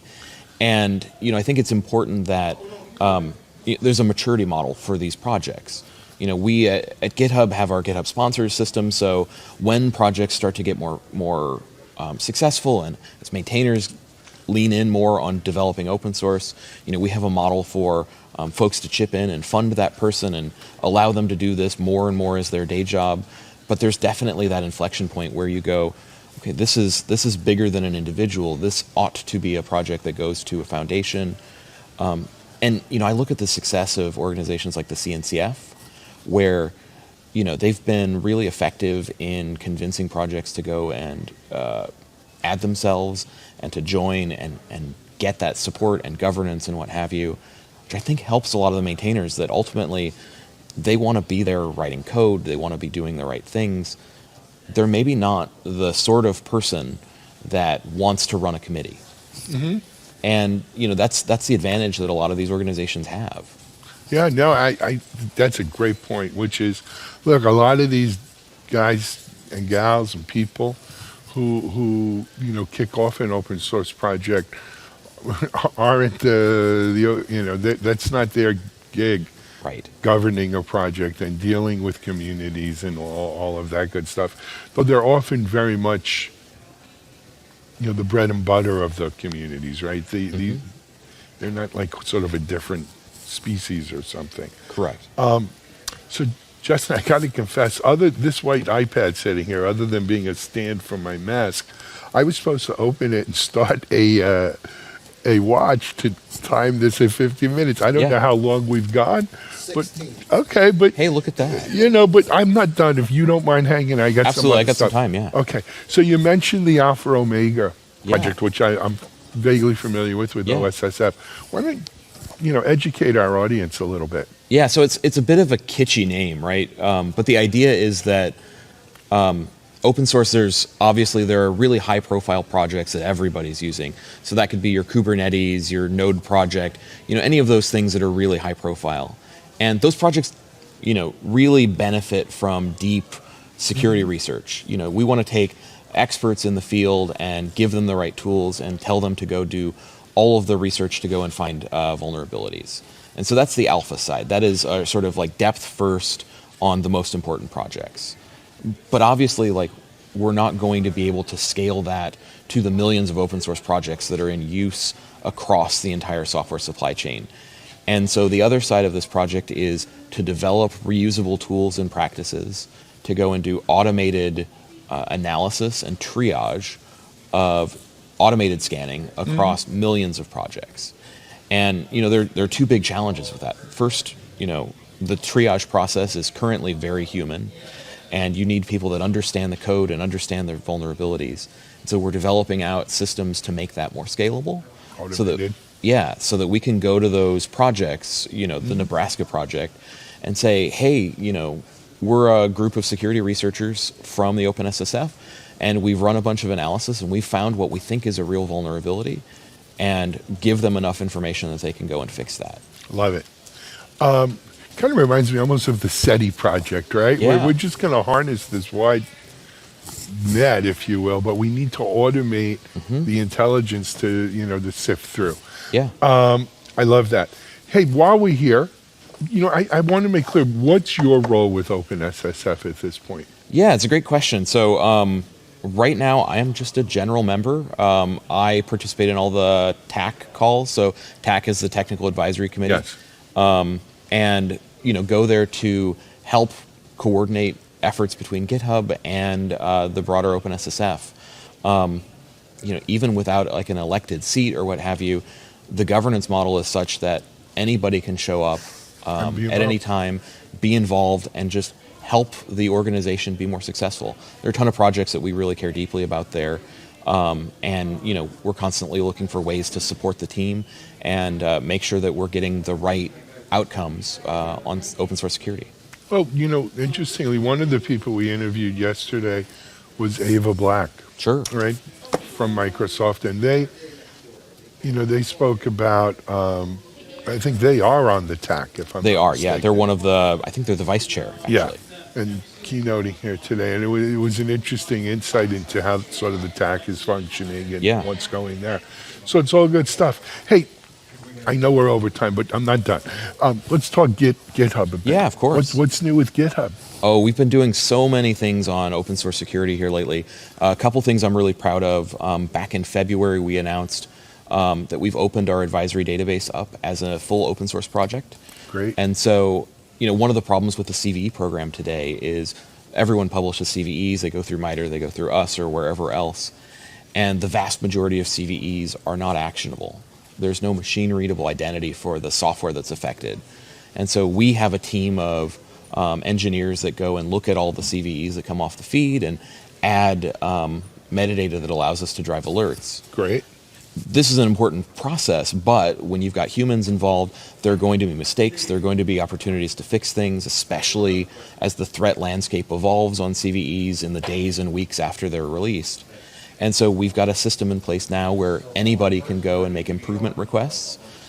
We still maintain that project, but at this point, what we want to do is open the world for anyone to create actionable mappings for CVEs.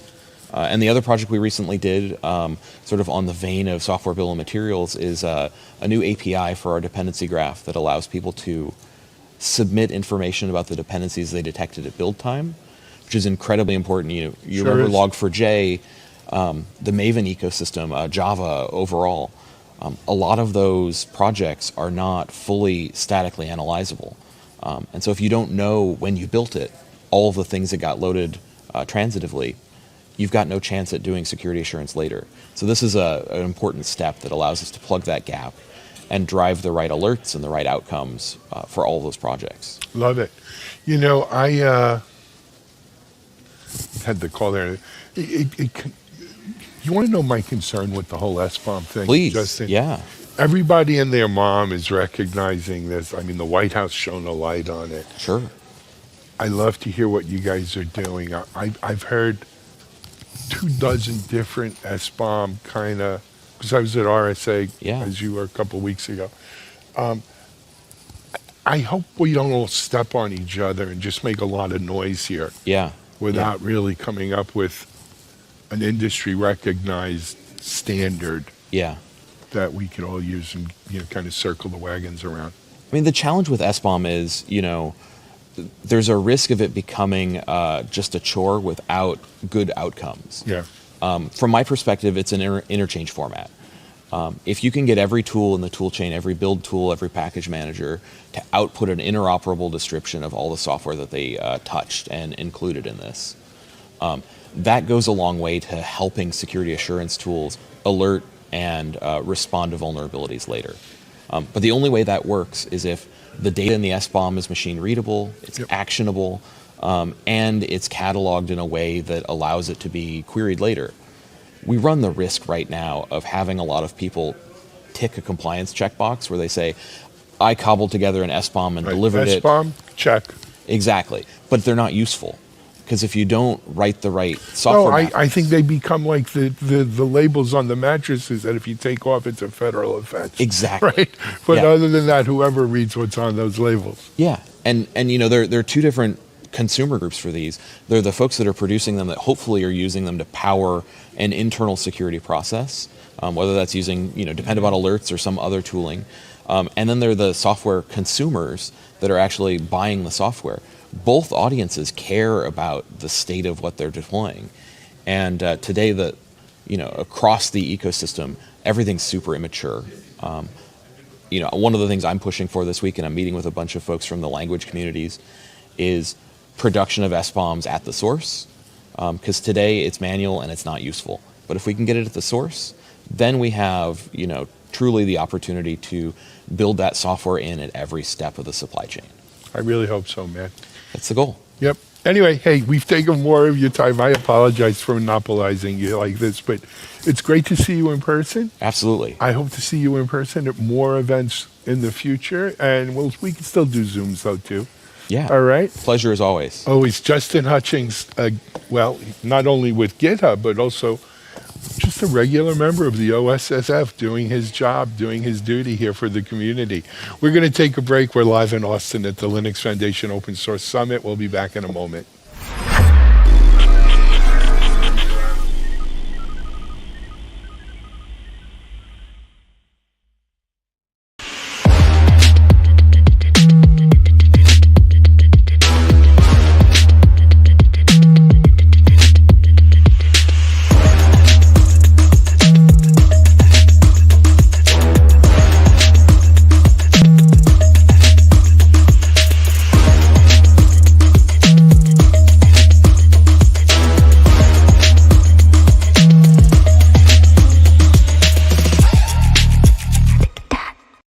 Hi again, everyone. I hope you all enjoyed today's episode of Techstrong TV. I know I sure did. I mean, we had some great interviews with guests from around the world today, and alongside an episode of The Open Mainframe and another chance to see the first episode of Engineering the Change, we had lots of fantastic content. We'll be back again tomorrow, so we hope to see you then. And in the meantime, thank you so much for watching, and I hope you have a wonderful rest of your day. As always, stay strong. Techstrong.